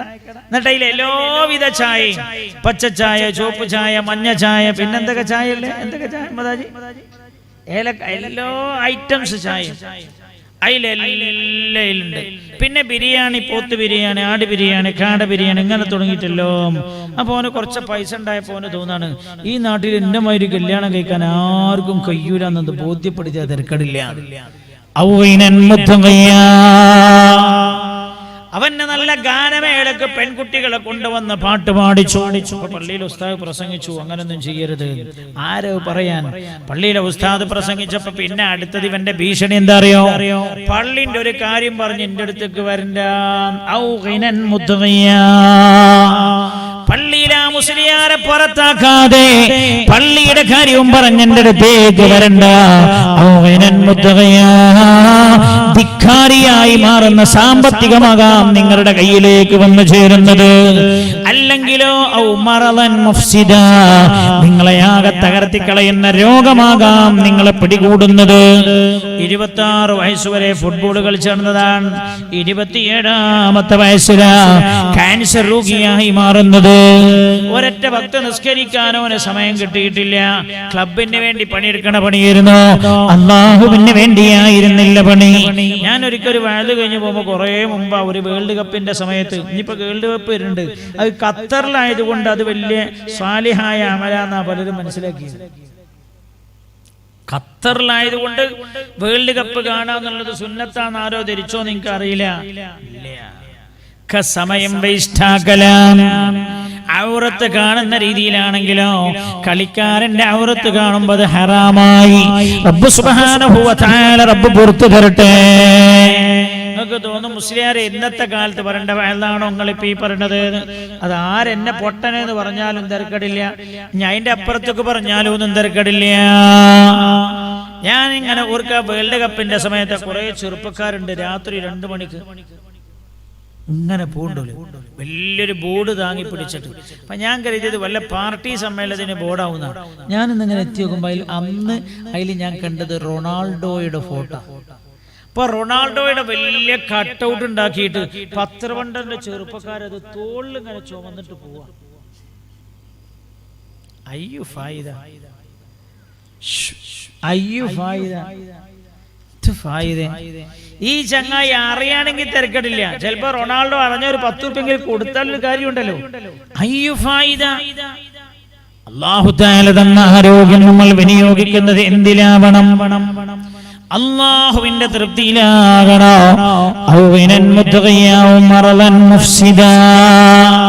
ചെറുപ്പക്കാരെ നന്നാവാന്ന് വിചാരിച്ചു പോകുമ്പോഴാവും പെട്ടെന്ന് നമ്മൾ മാറാ രോഗത്തിന് അടിമപ്പെടുന്നത്. അല്ലെങ്കിൽ ആ പെട്ടെന്ന് മരണപ്പെട്ടു പോവുകയാണ്. മരണം പെട്ടെന്നാവാം നമ്മളെ പിടികൂടുന്നത്. ഇനി പറഞ്ഞതൊന്നും ഉണ്ടായില്ല എന്ന് വെക്കാ. എന്നാ പിന്നെ വരാൻ പോണത് എന്താ? പിച്ചും പഴിയും പറയുന്ന വാർദ്ധക്യം. പിച്ചും പഴിയും പറയുന്ന അത്തഹിയാത്തിൽ ഇരുന്നിട്ട് അത്തഹിയാത്ത് ഓതുന്നതിന് പകരം ഫാത്തിഹ ഓതണം. വാപ്പ ഊതെടുക്കാണ്. പ്രായമായ അങ്ങനെയുള്ള അവസ്ഥയെ വാപ്പ ഊതെടുത്തിട്ട് മുൻകൈ കഴുകിയിട്ട് പിന്നെ നേരെ കൈയ്യണം, മുട്ട് 2 കഴിഞ്ഞ് മുട്ട് ഉൾപ്പെടെ. അങ്ങനല്ല വാപ്പേ, ജിന്നെ പഠിപ്പിക്കണടാ.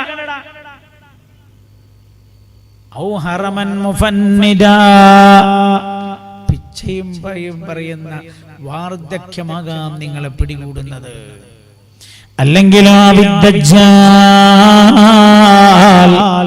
അല്ലെങ്കിൽ ദജ്ജാലിനെ കണ്ടുമുട്ടാനുള്ള അവസരം നിങ്ങൾക്കുണ്ടായേക്കാം.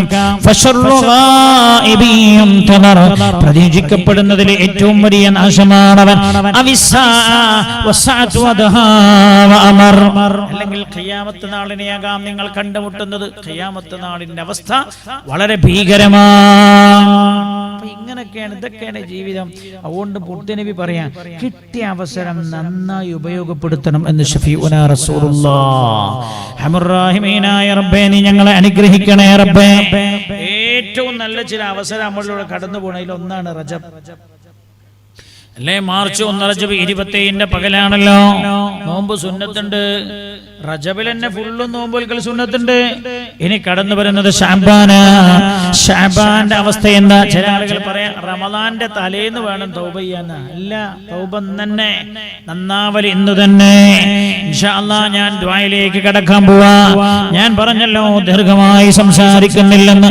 ഞാൻ എന്റെ സംസാരം തുടങ്ങിയിട്ട് 2 മണിക്കൂറിനോട് എടുക്കാൻ പോവുകയല്ലേ. അതുകൊണ്ട് ഞാൻ ദീർഘിപ്പിക്കുന്നില്ല. നമുക്ക് വേഗം പിരിയണമല്ല. ഈ സദസ്സ് നീ ദുആക്കുത്തരമുള്ള സദസ്സാക്കണേ റബ്ബേ. എന്താ വേഗം പിരിയണമെന്ന് പറയാൻ കാരണം ഒന്നറിയും, നമ്മളിപ്പത് പോയി നിങ്ങൾ വേഗം ഒരു 5, 10, 15, 20 മിനിറ്റ് കൊണ്ട് വീട്ടിലെത്തുമല്ലോ. ഞാൻ പിന്നെ യാത്ര ചെയ്തിട്ട് വേണം പോകാൻ.